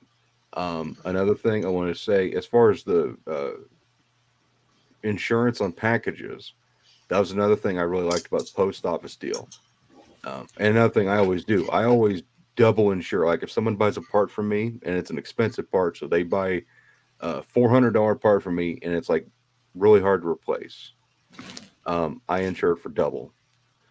Even if they don't get the double amount, it's a small fee because the insurance costs nothing. But like when that Ultra XP got broken, I made the kid. I said, you insure this thing for like $700, because if you don't, I will drive to Pennsylvania and I'll put my boot square in your ass, because I hate it when people don't put any kind of insurance on packages. It costs nothing extra. And we were lucky because it was like I paid the kid $400. So the post office wanted, I don't know, it was $500. Post office wanted proof of purchase. Well, I paid $500. So I had to tell them, this is why we insured it for $700, because if I have to flat out replace this carburetor, it costs $980 from Holley. So they didn't give me the full $700, but they gave me $650 back, which was nice because I was able to replace the parts that got destroyed. Right. Well, I was just going to say, I do got to wrap it up here. I got a bunch of stuff to do in the morning, and I do got to get going to bed. Okay. Yeah. But All right, I'm guys. gonna end it here. But I'll be doing this on Thursdays, maybe a little bit more, depending on. Archer, I got your email. I will email availability. you as soon as I get done talking to Raker. Yeah. Well, I will see you guys See you guys later then. Yeah, right, you have a cool, good man. night, man. Take it easy, night. guys. Later.